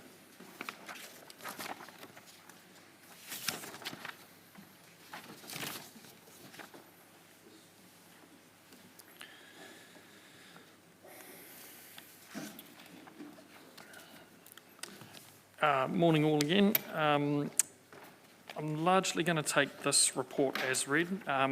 Just want to highlight the reason that this one is so late arriving to the chamber. The official audit was not signed off until December 2022, and this has been the first available meeting to bring this back to per the list of standing orders and committee structures. I also received a question via email through Councillor Naylor in the lead up to this around the use of taxis, noting the recommendation that was passed late last year around taxi chit use by elected member. Unfortunately, I don't have the detail by councillors, but I do have the total, which was 2,358 for the year 2021-22. Apart from that, happy to take any questions. Thank you. Open it up, members, if you have any questions on this item. Councillor Naylor. Thank you. There just was one question I had. Sorry, I'm just quickly trying to find it. The hospitality part of the credit card expenses on page 338 for the Mayor for 4,100, has that already been included in the hospitality amount under the sensitive expenditure on page 337, and that 13,800? Is that, what I'm trying to understand is 13,800 the total, or do we add the credit card amounts on top of that? They are separate amounts. Table 4 excludes credit card transactions, and Table 6 are the credit card transactions. But it is included in the top Table 2, the 17,935. Thank you. Thank you. Councillor Bowen. Thank you, Mr. Chair. Thank you for the report. It's probably a bigger picture question, but how would we know, or is there any way of knowing, if this scope of expenditure is comparable with other jurisdictions? Like, do other councils do this kind of reporting? Do we do any comparison to know whether we're...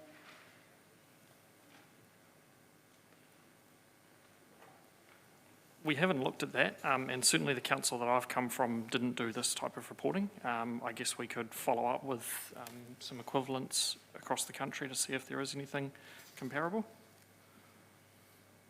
Does the officer have a view as to whether that would be a useful piece of work, or is that just adding more work to a report that's not... There's a fair bit of work involved in this report anyway, because you have to go through and individually look at the transactions.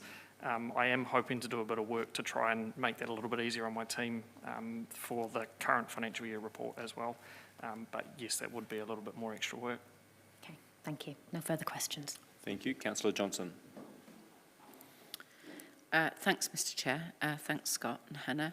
I'm just seeking to know why in Table 5 we've got an internet reimbursement to the former Deputy Mayor, when I believe that there is already an allowance for use of internet at home for every councillor. The policy at the time allowed for the Deputy Mayor internet to be covered as well. So that was tightened up in your most recent policy iteration. So is the internet for the Deputy Mayor not covered anymore? It's covered as per usual for other elected members. But it wasn't at the time? Correct. Okay, thank you. Thank you. Councillor Mickelard. Thank you, Mr. Chair. Just a point of clarification for me, just to enhance my understanding of this. In the report, you've highlighted training in most of the tables that you've provided, and I just wanted to clarify, does this include conference attendance, or is it purely professional development purposes? It includes conference attendance, where the conference attendance is for the Mayor's professional development. So if he's just going to make a speech at the conference, it's not covered under that budget line.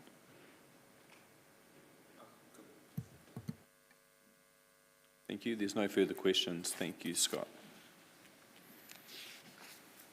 Thank you, Hannah.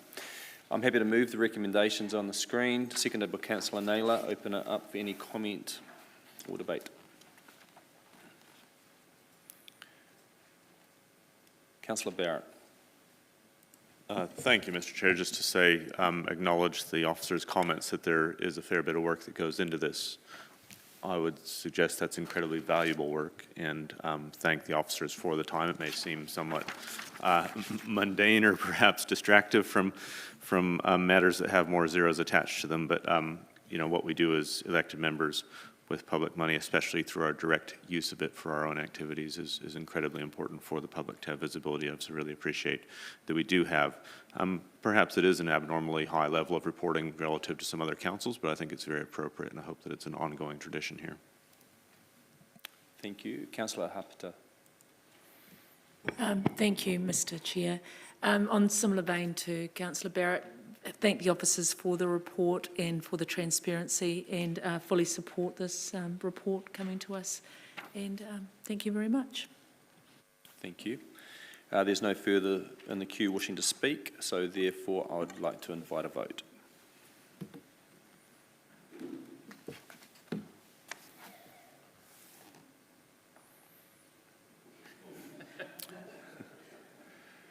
That's passed unanimously, 14 votes for and none against. Thank you, members. We will now revert back to item 6, which is the hearing of submissions, amendments to the Traffic and Parking Bylaw 2018. We have another submitter in attendance, and I'd now like to call on Anthony Everson, which is submission number 253, to come forward and present. You have 10 minutes, and that includes questions from members. Welcome.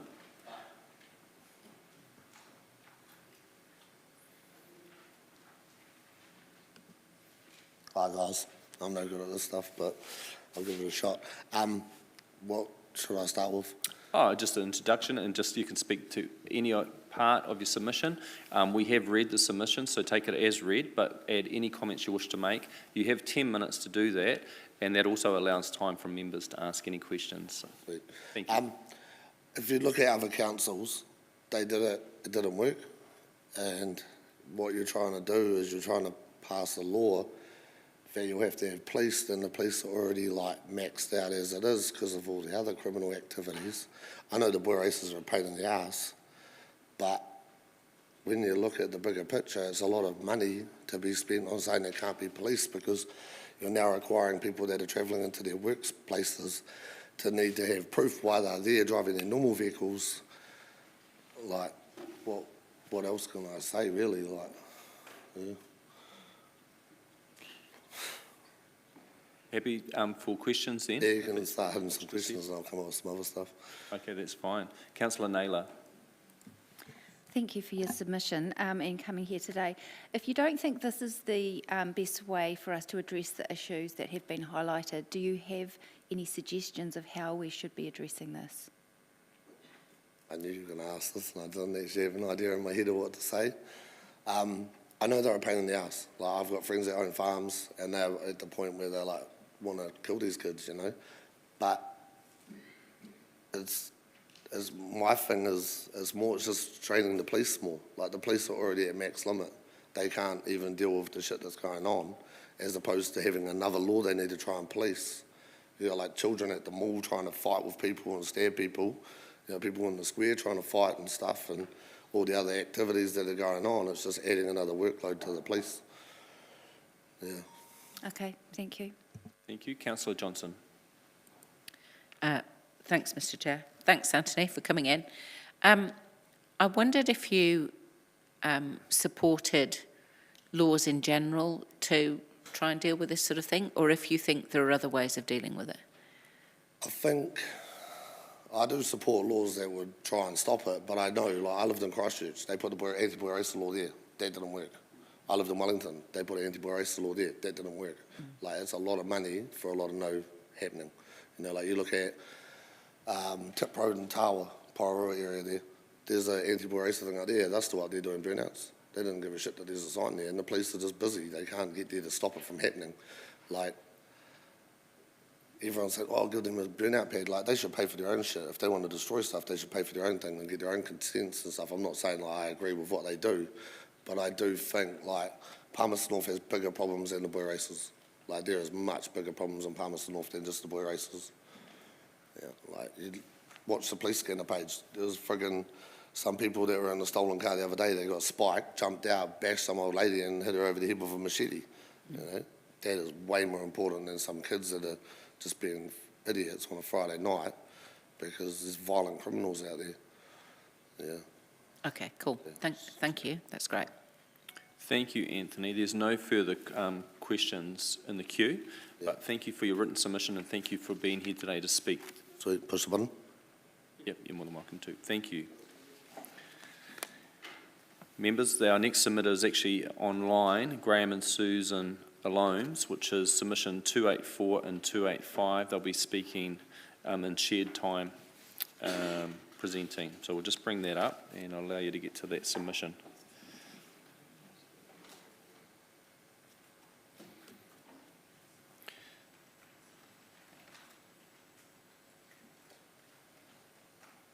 So welcome. I see you both there online. We have a room full of members. There's 14 of us, and you have 10 minutes to present between yourself, and that includes time for questions from members. Take your submission as being read, and feel free to speak to any points on this item. Thank you. Hello, nice that you can hear us, and good that you can take us from an online environment. Yeah, we do have constant disruption and interruptions because of boy races, and we find it is quite concerning to us. They come any time from about 10 o'clock at night till 3. We get individual people who go and do it during the day, but those ones actually are not such a major. It's when we have the very large groups of over 100 or so cars. They park all the way along the main road, which is Old West Road. They park on both sides of Kahutarawa Road and also on Birch Way. We have elderly neighbours. I suppose you count we're some of those. But we have more elderly neighbours than us who live in the area, and it must be very frightening for them to have this noise outside. Not just the noise of the vehicles, but the noise of the people who are with them. It is nothing to see up to 100 people standing in a circle around the cars that are doing their wheelies and their handbrake pull-up things very loudly, and smoke, and someday someone's going to get hurt badly there. I'd like to put in about the putting waste oil on the road and sometimes diesel so they can skid their wheels better. One particular incident, there was a car crash from somebody else crashed because of the oil and water on the road. Because it rained. And Higgins had to be called out and they had to put stuff on the road, and it still was very slippery. And the man sat there all night in his vehicle. So we have bits of bottles, tyres, burnt tyres, wire from the tyres, littering the road, and at the moment there's an old petrol tank that got the bottom skidded out of it, a plastic one, and that's on the side of the road on Birch Way. And then there's a danger to themselves. Sometimes they can park 100 metres along both sides of the road on Old West Road. I've got calves that are scared by them at night yelling, and when they're yelling and screaming, just young calves, and they run through fences. So we're actually wondering if speed bumps could be put in, or an island on Kahutarawa Road to Old West Road. It's just one of those things that's probably been thought about already. But I'd like to thank you for this opportunity, and we're actually calling you from Alexandra at the moment. So thank you for your time. Thank you. I'll just open it up for any questions from members.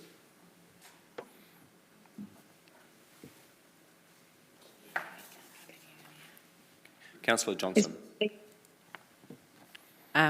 Thanks, Mr. Chair. Thanks, Graham and Susan.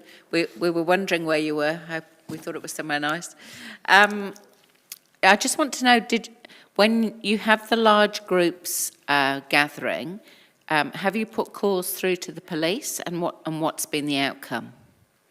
Okay, I regularly do that. To try and ring the Palmerston North Police Station on their phone number is a waste of time. They don't get a response.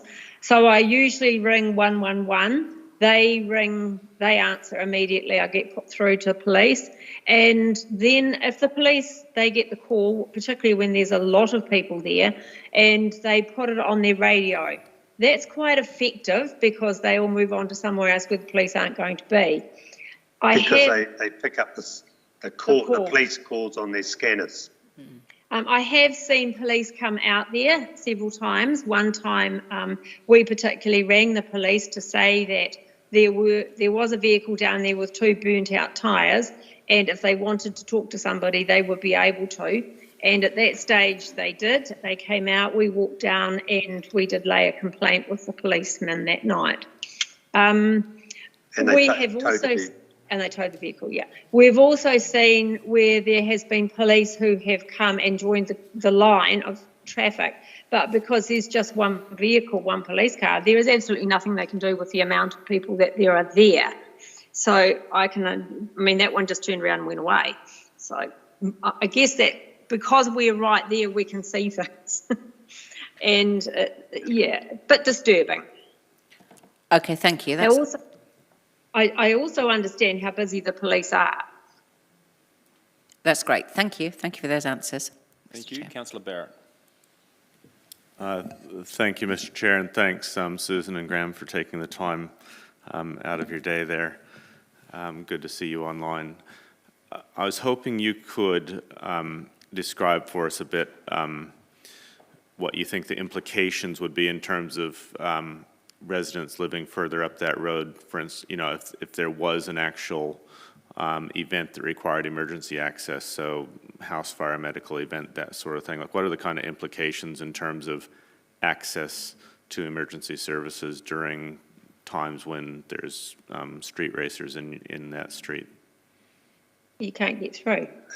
They have difficulty, but once the police arrive with their sirens and their flashing lights, they can be packed up and gone within probably 5 minutes, 10 minutes, and they just pack up and go. Frequently they do, some of them, the drivers do take off up Kahuruara Road. They do go quite quickly up there as well. I wouldn't want to meet them on a corner. But no, I think they would just clear the road. Trucks come through and you hear them honking, and they honk quite a lot to get them off the road while they come through. Thank you for that answer and examples, Mr. Chair. Thank you. Thank you, Graham. Thank you, Susan. There's no further questions. Appreciate your submission and making yourself available to speak today at the hearing. Thanks for the opportunity. Thanks for the opportunity.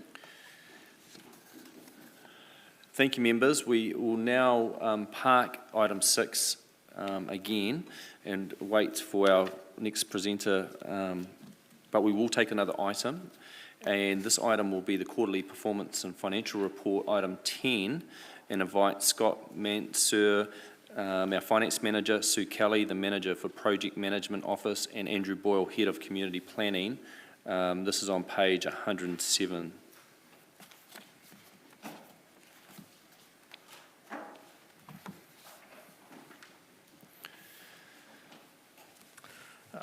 Morning all again. Largely going to take this report as read, given it's the December quarterly report. A couple of key points to highlight though. The controllable surplus is favourable by 530,000 at the end of December. Given the economic conditions of rising inflation plus some of the cost pressures through insurance and the likes that we've talked about through the annual budget, that's a good result for us. Although through to February, the early indication is that surplus has grown. So the management team is working on a detailed forecast as well to ensure that we can meet the budget at year end. And more information will come to that through the March quarterly report, which is only about 6 weeks away for that. A little note on the capitalisation of labour, as mentioned on page 111. That currently is unfavourable to budget due to the capital program, as well as some vacancies and the focus on the reactive work due to the weather at the start of the financial year. A lot of the staff went into maintenance with the storms through the early part of the year. I'll hand over to Sue for a few comments on the capital delivery. Thank you. Through the chair. Again, I'm just going to take the paper as read, and if there is any specific questions. Thank you. Andrew, is there anything? Okay, we'll open it up for questions. Thank you.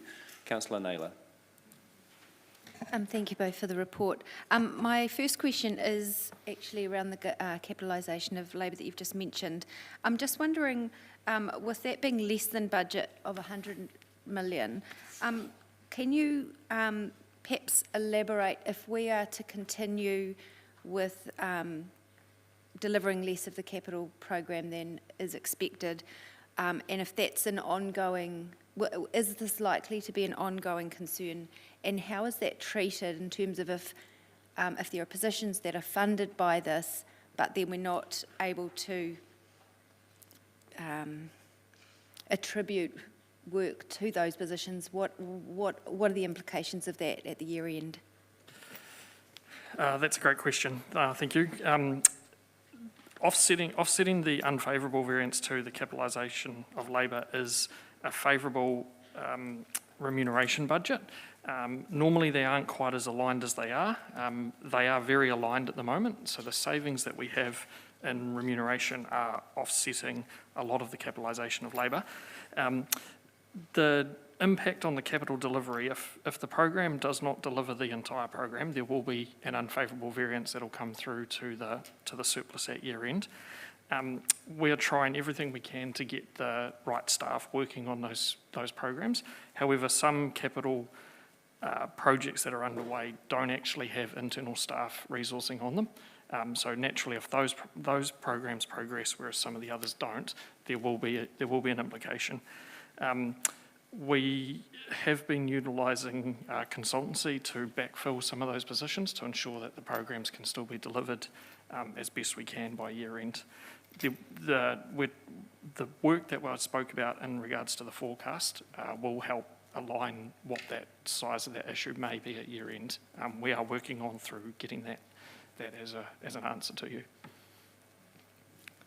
Thank you. I think I understand some of that, but the comment that you made about the remuneration being behind budget, looking at page 164, it appears to be only about 400,000 behind budget. So does that just partially offset that capitalised labour component?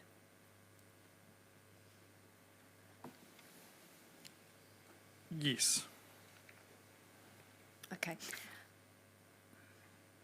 Happy with that? Yep. I do have a further question, just in regards to the capital budget on page 117. I'll just go there. So that chart that shows the full year budget, capital budget of 112.4 million and the delivery to date at 25.5, and the assumption of the year-to-date budget being 40 million, my calculations is that leaves 72 million for the second half of the year, which is clearly quite a lot. I'm just wanting to get an understanding. I tried to go back to the Schedule A in our 1st of March annual budget papers to see what the amount that was assumed to be carried forward was, but that wasn't defined. It was a subtotal of the total.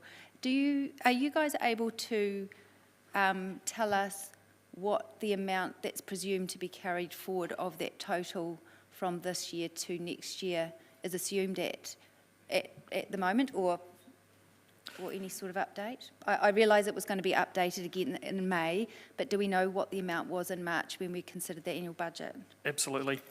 So as part of the deliverability work that the infrastructure team did, they actually removed some of those projects that were initially tagged as carry forwards.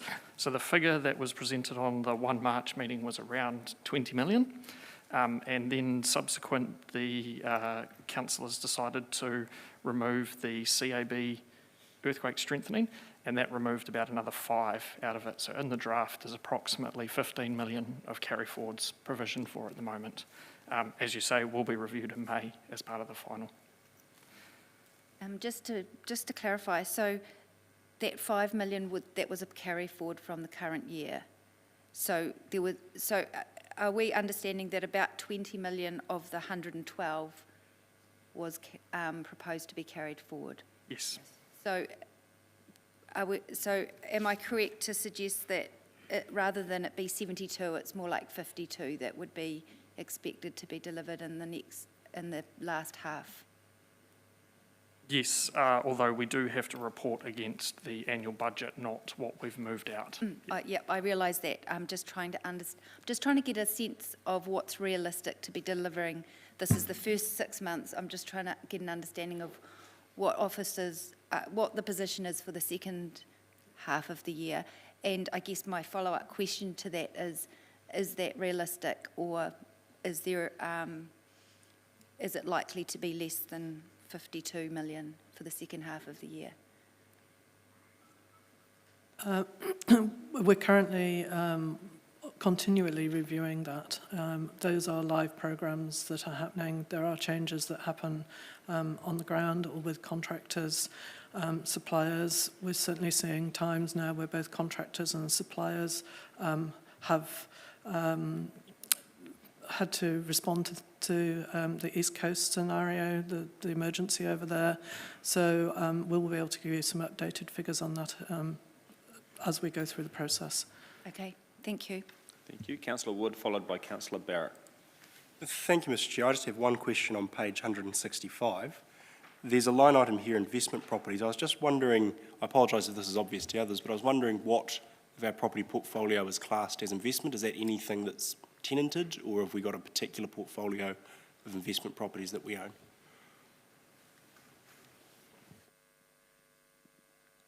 Bryce Hosking, Acting Chief Infrastructure Officer. Yes, in some cases it's wherever we've got commercially tenanted properties, but it also includes things like our forestry portfolio up to Tier Way as well.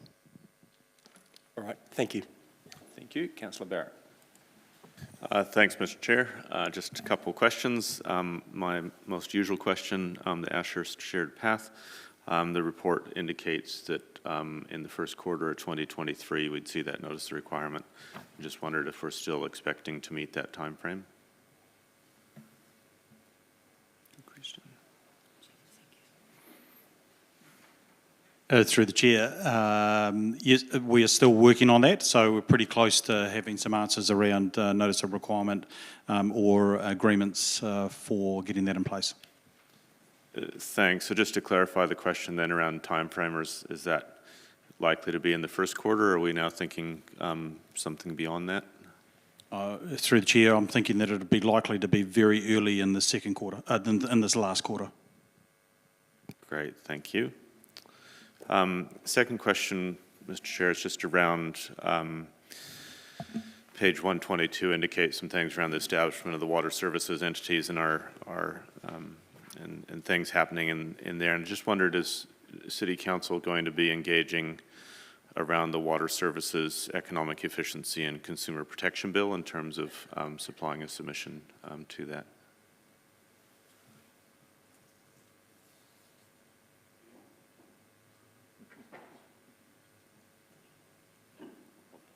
The Chair, yes. Yeah, we just need to get some more details and come back to you on that. Further to that, just to add, I believe Taitoara, the local government managers one, is also working in there, and we will certainly feed into questionnaires and that they provide for that submission. Great, thank you. I'm pleased to hear that. Just one question around budget. With the recent scouring of the kind of shared paths, especially kind of downstream from Hearakatahi towards Linton, is there sufficient budget in this year's maintenance and repairs type budgets to address that stuff, or are we kind of looking at a long-term situation there? That's part of the work that's ongoing in terms of the forecast. We started that bit of work right as that cyclone hit. So some of Bryce's team actually had to go and assess the damage and then see what things were looking like there. As a result of that, we haven't quite got the final forecast number available yet. That bit of work around, do we have enough budget and can there be some other stuff that we can move around, is ongoing at the moment, and we'll come back in the next quarterly report at the end of March. Thank you. And finally, Mr. Chair, it's just some of the performance indicators. Page 145 was talking about the media team and their reach and response in terms of some of the concerns raised in the recent surveys around ease of having say and how accessible council was. There's some pretty big numbers in there around social media reach. Indicated we had reached 2.6 million people at one point. And I was just trying to understand kind of how we're counting that and how we're targeting our social media activity to ensure that we're kind of connecting with relevant users on the other end of that activity. I might pass that question over to Donna. Through the chair, Donna Baker, Acting CE Manager. We have analytics at the back of all of our social media.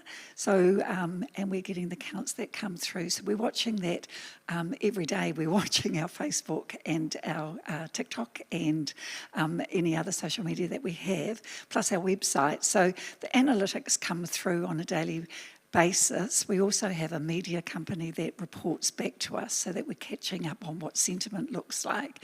The strategy is that by watching what is being taken up, we can see where we are capturing audience, and we are actively managing where we go and how we manage that.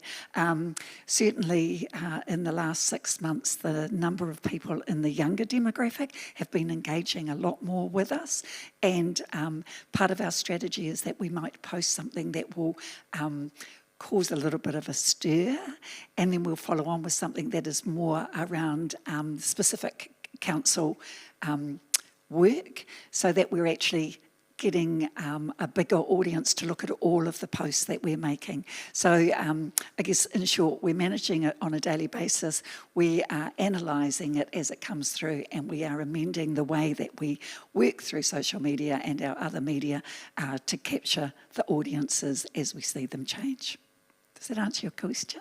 That's a helpful general response. Thanks, Don. I guess more specifically, so when it says across Facebook and Instagram, 2.6 million people saw our content, is that in fact 2.6 million different people? Or is that 2.6 million times that people saw the content? Or what are we actually saying there? It'll be a mixture. A lot of it we do capture when there are individuals coming through. That's a lot easier through the website. We can see what the ICP is, so we can see if that's individual. But through social media, a lot of it goes viral, and it will then be seen. People will tell people, they'll look again.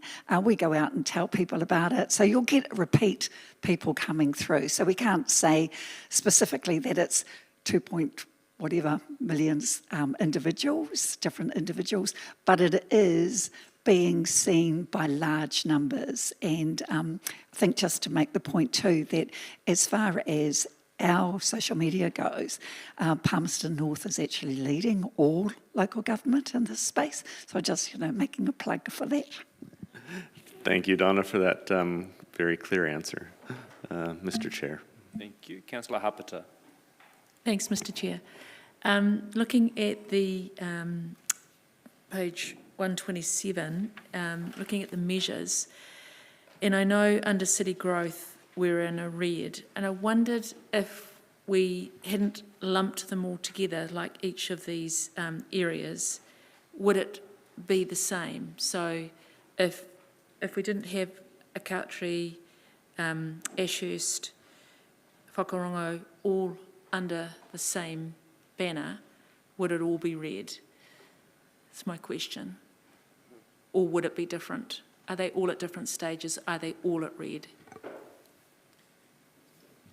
So it is a collated measure. So in terms of having sufficient land zoned and 3 years of land being immediately available, in terms of the way we measure that, it is looking at the total package together as a measure. So breaking it down, sorry to answer your question, if we were to break it down, it would be the same answer. Okay. comment. Okay, thank you. Second question is around Measure 5, which is to do with that one there. And just if I can get a response to Measure 5 and progress on that one. It's on page 131.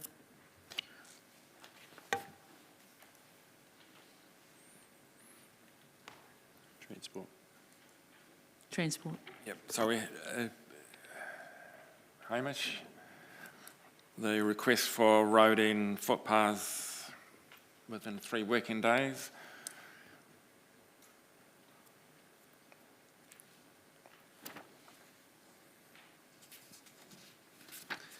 Good morning, Hamish Fredenby, GM of Transport and Development. We've had some integration issues between K-Base and RAM, and that's the link through to our contractor, so there has been some delays there. We've got some improvements underway currently, so hopefully we'll see an improvement in the next quarter. So it's a technical issue, not an actual practical issue? It's probably a combination of both. So the response back to the public is generally the timing issue that we're starting to see. It's not 3 days, or it is 3 days? I'm trying to understand the issue. Is it actually 3 days that we do get back to them or not? It is for 88%, I believe. The remaining 12 we haven't been able to get to in time. Okay. Thank you. Thank you. Councillor Johnson. Thanks, Mr Chair. I've got 3 areas of question. The first one is the Better Off funding, which is Appendix 10, I think. So has that funding, I'm not quite sure how it works, does it arrive in our bank account? Yes. Okay, so the request to use some of that funding in this financial year isn't going to have any impact on our budget because the money has already arrived, is that correct? It's cost neutral to council, but the clauses of the contract will require us to spend it on those things we have identified for that tranche of funding. Yes, but your second recommendation is around funding in this financial year. So I'm just checking that the funds are available for that we don't... Yes. Yeah, yep. Okay, cool. And in terms of the rest of the projects, which we can now confirm, I believe that they weren't included in the annual budget because we didn't have the confirmation of the money at that point. Will they now be included in the annual budget in June? They were included. There was a provisional sum of 2.5 million in one program. They weren't allocated to the different areas of the council. As part of the circling back to the final, we'll increase that to the 2.76 and allocate them to the correct areas. Right, so there'll be specific budget lines for each of the programs in the June budget? Yes. Okay, cool, thank you. Second area of questions around the library, and so specifically the library figures which are in Appendix 9. I'm not sure if there's anyone available to answer, but anyway, they might be online. Basically, it notes that the user characteristics of the library have changed from a pre-COVID environment where we had a lot of physical visits to a post-COVID environment where the number of physical visitors is halved, but the actual use of items has increased digitally. And I just wondered whether that's a trend that's happening across the country, or is that specific to us? And if we had any understanding of how that might be going to develop. Chris Dyberg, Chief Customer Officer, wants to comment. Thank you, Mr. Chair. Yeah, I will need to come back with more specific information on that, but it is my understanding that it is a bit of a trend. So, yeah, so we're not out of line in that regard. Okay, thanks. And then my last question is around the sufficiency of land zoned for housing, which Councillor Harper also raised. This question has come up a few times in committee meetings recently, and also in the hearings meeting. And I guess, how can I phrase this into a question? I'm still not clear what the reason is for us not being able to do this. So at different times, I've had different answers to the question of what it is that the hold-up. And so in our papers today, it says that it's due to budget constraints, that work will need to be slowed. But when we asked in a previous meeting, my recollection is that we were told it was due to lack of capacity of technical advice. So I'm just asking again, I suppose, to clarify what it is that is required for us to be able to meet this measure of zoning enough land for housing for the next 3 years. David Murphy, Chief Planning Officer. Through you, Mr. Mayor. I guess just to... sorry, Chair. Mr. Chair, sorry. Sorry, through you, Mr. Chair. I guess just to clarify the the suggestion that there've been two answers. So one is, well, they're both accurate. So there's budget constraints and there's technical capacity constraints. So the technical experts that we use to support this work, some are in-house and some are external. So the in-house resources are stretched, but the budget constraints also affect our ability to source external expertise. So I have indicated in the past that we're fine from a planning capacity perspective. It's really that the technical costs of driving these plan changes, given their scale, complexity, and the outcomes that the council is seeking in these areas, in terms of, I guess, the quality development and those sorts of things. So there's a multiple, as I guess just to build on that, there's a multiple number of reasons as to why we're not meeting this KPI, and certainly in terms of some of the land that is already zoned, for instance at Whakaronga and Kiki Whenua. One of the challenges, we have zone land there ready to develop. One of the challenges there is getting the infrastructure in place. And then those plan changes are the longer, sort of medium to longer term response. They are a priority. We are directing as much resources as we can to those while continuing to operate within our budget constraints. Well, just to follow up then, I wonder if we need a report to council about this particular issue, because it's come up repeatedly and we're still not managing to meet the target, and it seems, I don't know, that I would like to be clear that we're doing everything we can to enable this rezoning to proceed at pace. And I suppose I'm not fully clear whether we are in fact doing that or whether or not we need to make some adjustment to budget. So what would be, I guess through you, Mr. Chair, and maybe to the Chief Planning Officer, what would be your advice about whether or not a report to council on this issue would be helpful with the constraints, whether they be budget or technical or wakakatahi constraints or whatever they might be, with them being outlined so that we have a really clear view of what the breaks are in this particular area. Through you, Mr. Chair. It is a complex issue, and I appreciate a few paragraphs in a quarterly report sometimes doesn't get to the crux of the issue or provide sufficient detail. So I'd be more than happy that we bring back a report which provides a more detailed sort of update on where we're at for each of the major plan changes, and also those areas of land that are already rezoned that are not getting houses on them as quickly as what we would like. Thank you. So would you need a resolution to do that? Or I'm happy that we just do it. Do that. Thank you very much. Thanks, Mr. Chair. Thank you. Councillor Naylor, and then finally Councillor Wood. Thank you. Sorry to pop in a second time. I just did have a further question around the capitalised labour, and Cam has sent through some very helpful answers to some of my questions prior, but I just did want to try and understand this a little bit better. what I've been told is that only the capitalised labour that is associated with new capital is loan funded, and which is reassuring. I'm just wondering, the capitalised salary budget of 9.4 million, how much of that is debt funded? I don't have that figure off the top of my head, but I could go away and find it. Just to note that it won't entirely be loan funded for the new CapEx. It will also be where there's programs like the Better Off funding one there.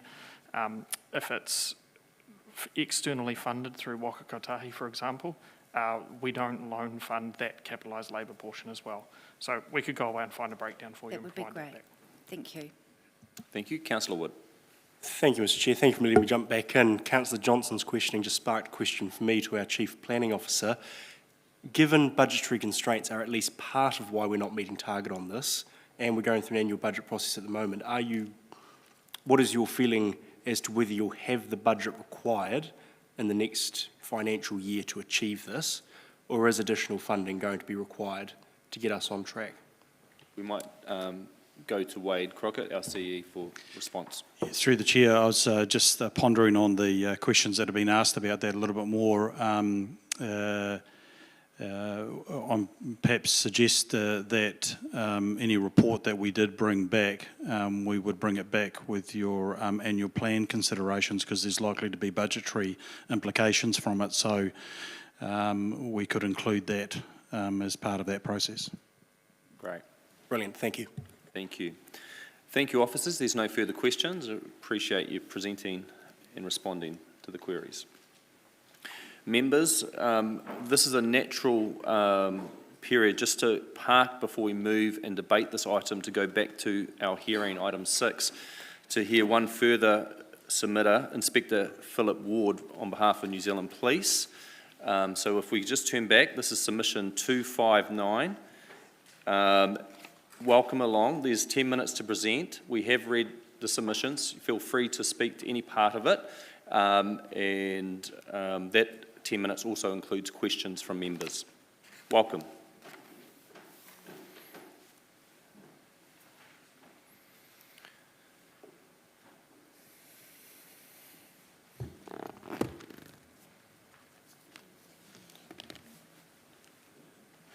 Morning, Mr. Chair and elected officials.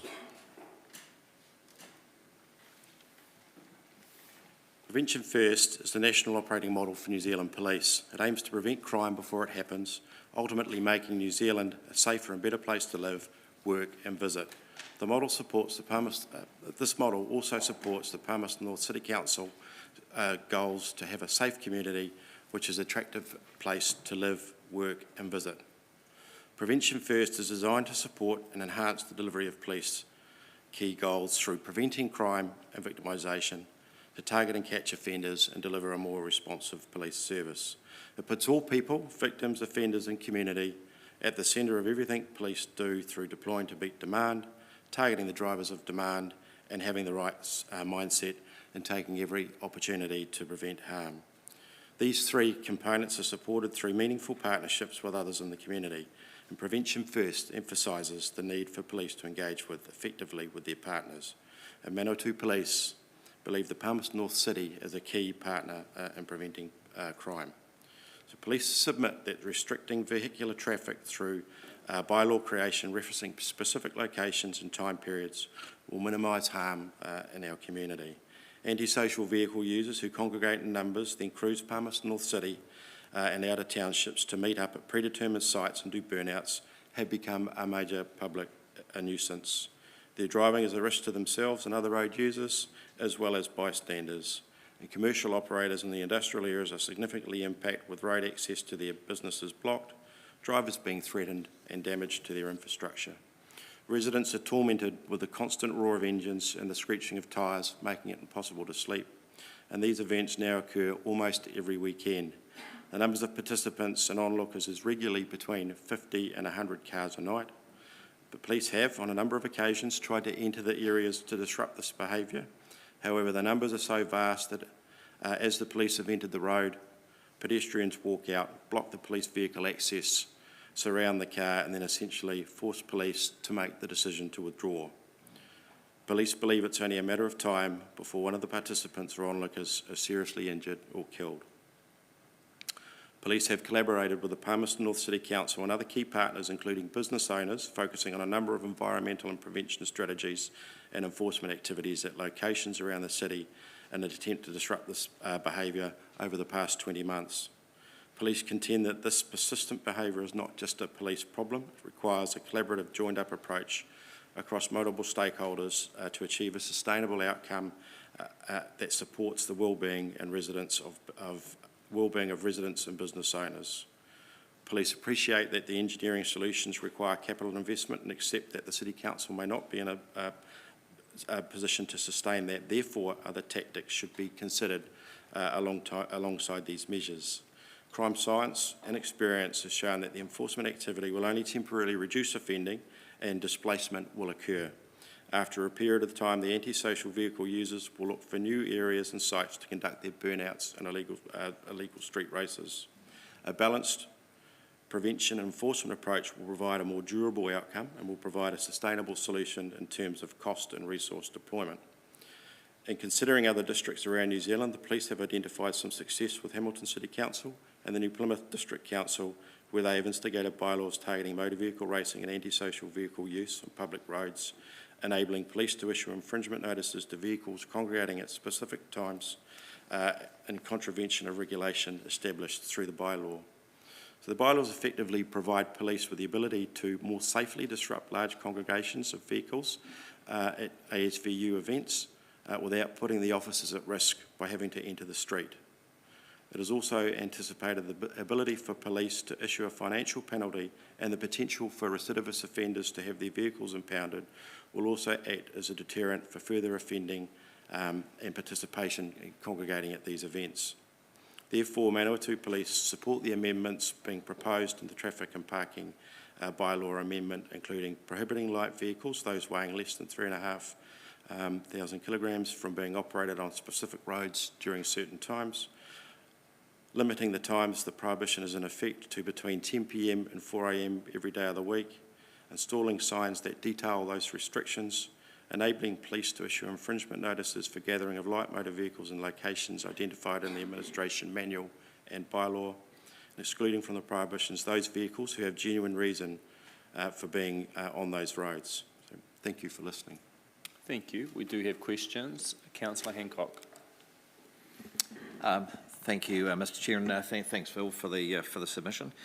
I've just got a number of questions, really, perhaps just to, I suppose, highlight some of the issues around this problem.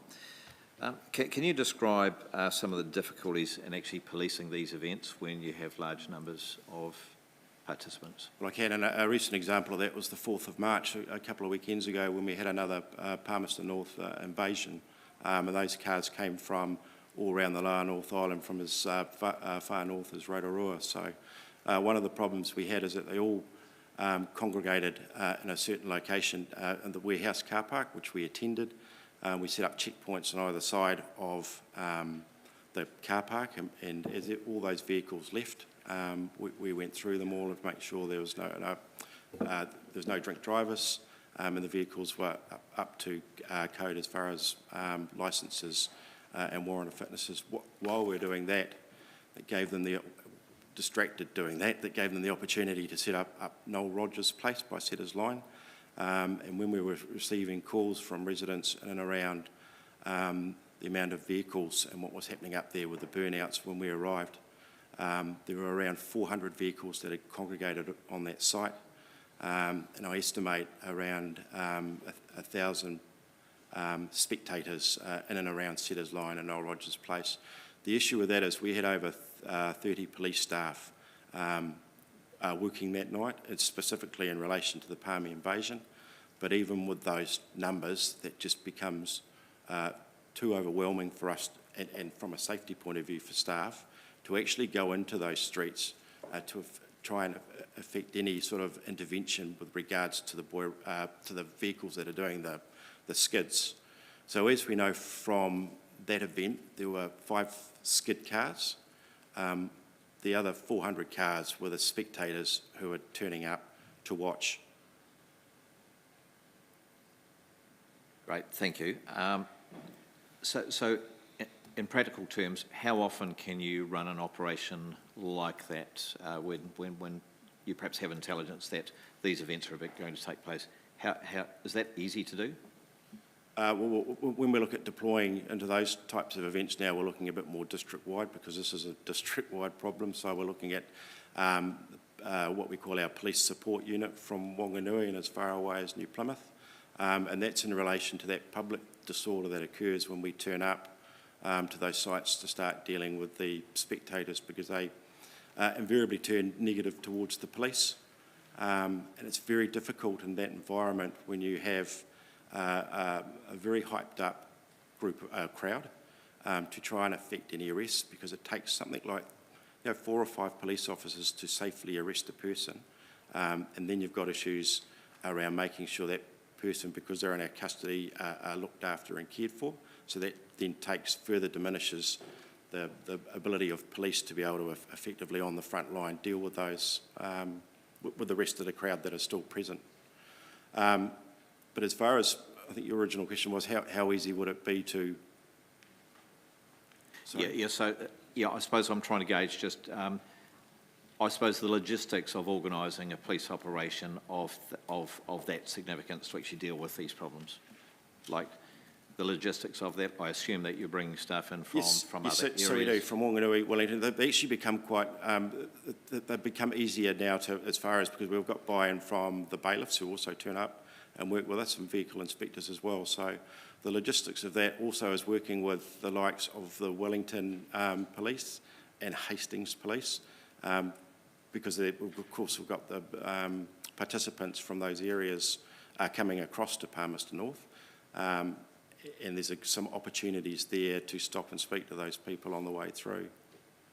Palmerston North invariably is just one, it's almost cyclic, one location that they'll come once every 6 weeks or so before they move on to different locations throughout the Lower North Island. So, yep. Councillor, if we can, I've just got timers. We've got a queue of speakers. With respect, can this be your final clarification? Yep. Okay, look, I'll just go to another question. Can you please just give us some background in terms of the risks to police staff, and have there been incidents of assaults and threats on police staff previously? Yes, they have. So on 4th of March, 4 officers were injured. That was as a result of one of the antisocial vehicle users running to his car, which we'd already surrounded to seize because we'd identified that as a skid vehicle. He managed to jump in the car and then drive away. Of note, he had no rear tyres at all, so there was sparks, there was smoke, there was all sorts of things happening. He drove directly at the police line. We'd set up road spikes at different locations strategically, which he ran over. We then chased that gentleman, or pursued that gentleman with some patrol vehicles. He subsequently crashed and set his line. Unfortunately, he crashed into a bush which contained a wasp's nest. And so the 4 of our police officers sustained quite significant wasp stings and had to be treated by paramedics back at the station. And earlier than that was out at Works Road in February 2022, where police went into Works Road to try and disrupt a group of boy racers who had congregated there. One of the police became separated from his main group, and he was king hit from behind and knocked out. He received head injuries from that concussion and spent some time off work recovering. Great, thank you, Phil, and thank you, Mr. Chair. I just think it's quite important to draw that information. Sure, thank you. Sure. Councillor Barrett. Thank you, Mr. Chair, and thank you, Mr. Ward, for being here. Just have a question around whether you or the police in general have a view on how many streets these bylaws should apply to. A little bit of context around that: we've had a quite specific number of streets. Some submitters are telling us they're just concerned that's just going to move the problem on to another street. Kind of on the other end of the spectrum, we've had submitters saying it should just be a blanket bylaw that covers all streets in the city. Just wondered, do you or the police have a view on how many streets we should be covering in the bylaw? Well, I think that's part of the issue with our focused enforcement is that if we focus, and like we've seen with the treatments and stuff we've done at Works Road, also at our Prada Drive, those areas have ceased being an issue. But what that does is now displaced that activity to other areas where we haven't seen it before, like out Ashes Road, Kelvin Grove Road, where they seem to most Saturdays now congregate. So it would be useful to have the ability to be quite agile with those prohibitions, or a blanket, covering the city. Mainly in commercial areas is what's being targeted, but of course, the commercial area like Bennett Street is right in the heart of it's a commercial street, but has a lot of surrounding residential areas, and the noise and smoke that's generated during those meetings is quite excessive. Thank you, that's helpful, Mr. Chair. Thank you. I'm going to extend some time on this submitter from the Chair, but I will request the remaining speakers just to have one question, a clear question for the submitter. Thank you, and I'll go to Councillor Arnott. Thank you, Mr. Chair. Thank you, Inspector Ward. Just a quick question. We've heard quite a bit this morning about police radios, and I understand that police radios are analogue. They can be, anybody can listen to them. The P25 police digital encrypted system, which was run out in some centres in 2009, over the next 10 years, $1.4 billion is going to be spent bringing the rest of the country up to spec. When is the Manawatu going to get encrypted digital radios, which will mean that you can't be listened to, and life will be a lot easier, I'm sure? I'm sure it would be, and we're looking forward to it, but unfortunately, that's not going to happen for around 5 years, so we're not at the front of that queue. Right, okay, thank you for that. Thank you. Councillor Wood. Thank you, Mr. Chair. Thank you, Phil, for coming in and presenting. You'll be the enforcement arm of this bylaw, so really anything we do has to be done in conjunction with you. Could you talk us through, particularly for my benefit, but all councillors, if this bylaw comes into application, what it would look like if you get a call out that there's 100 people at the end of Mako Road? You say it'll make it easier and safer for your officers to respond.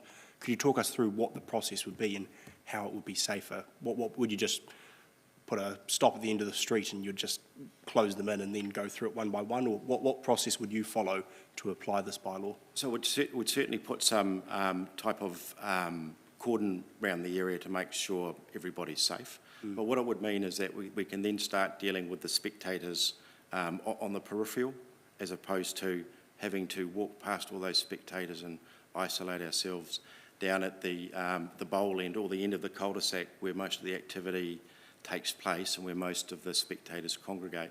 And look, that's an interesting question, because when we turned up on Railway Road, while the activity was happening down Noel Rogers Place, which is out of sight and some distance from Railway Road, there were an awful lot of people still seated in their vehicles on Railway Road and the car park of Carter's and the Waitomo gas station that's there. Excellent, thank you for that explanation. Thank you. Councillor Micallard. Thank you, Mr. Chair, and thanks, Phil, for presenting today. I had a number of questions, but I'm going to limit it to one, as the Chair alluded to. You mentioned in your submission that the police has identified some success with Hamilton City Council and New Plymouth City Council, and I wanted to probably check from your perspective, being the police, how does this bylaw compare to other municipalities, whether you think this bylaw is giving you enough ammunition to actually act effectively? I think it does. The difference with perhaps the bylaw in New Plymouth, it's almost like a no cruising zone.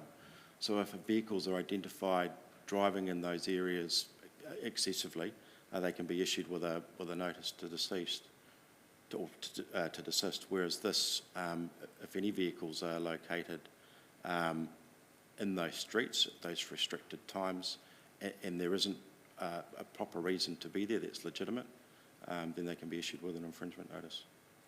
Cool. The deterrence around that is the 3 infringement notices then qualify the car to be impounded. Okay, thank you. Councillor Johnson. Thanks, Mr. Chair. Thanks, Phil. I don't know if you were able to read the other submissions, but we've had a number of submitters suggest that putting through a bylaw like this, it will be like a red rag to a bull to the street racing fraternity, who will then somehow respond by moving into residential areas or targeting Palmerston North more frequently. What's your thought on that, given that you presumably have intelligence in these matters? And I guess that's pretty difficult to gauge. We haven't seen that with the activity we've taken so far. But what the bylaws do give us is just another tool in our toolbox. I'm not sure if it would drive that sort of perverse behaviour, because many of the residential streets don't have the wide, breadth that these groups need to be able to do their illegal activities. But we have seen them accumulate, say, at crossroads, you know, like at... yes. Yeah. Yes, and it's hard to know. It really is. I don't have a crystal ball to see what may or may not occur in the future. Sorry. All right, thank you. Councillor Harpiter, and then finally Councillor Hancock. Thank you, Inspector Ward. My one question is, some submitters have said, why don't we put in a skid pad? What's your view on this, and do you think that just moves the problem somewhere else? And that's interesting, because that's also what the people we speak to when we're dealing with them, as far as the group goes with the antisocial vehicle users, is it's our fault because we haven't supported them by putting a skid pad in. Usually my response to that is that then also becomes an attractant. So you have a skid pad that everybody then travels to. We've seen that for a short time. That happened in a farm or rural area in Dannevirke, and that created some issues because everybody travelled to Dannevirke to use the skid pad. But then it wasn't just it didn't just stop at that skid pad. They also used the surrounding streets when when that skid pad was occupied to do their burnouts. So that's the risk. Plus, there's all the health and safety side of stuff as well that needs to be considered. Okay, thank you very much. Thank you. Councillor Hancock. Yeah, thank you, Mr Chair, for allowing me to come back into the queue. Phil, just responding to when you responded to Councillor Wood, just in terms of how this bylaw will support enforcement. This also would include the use of camera technology to be able to identify vehicles, and then you could subsequently issue them with a infringement. Is that correct? Yes, so that's a continuation of what we're doing at the moment. So it would also, yes, after an event's been held, we can then review CCTV, identify vehicles, and subsequently issue notices. Yeah, or alternatively use it preemptively. Yes. Thank you. That's correct. Thank you, Mr Chair. Thank you very much. Thank you, Inspector Philip Ward, for presenting today and answering the questions that members had. No, thank you very much. Thank you. Right, it is lunchtime, folks. It's time to pause. We do have another submitter scheduled for 1:10, and that's when we'll reconvene for the lunch break with balance of the business of today. Thank you.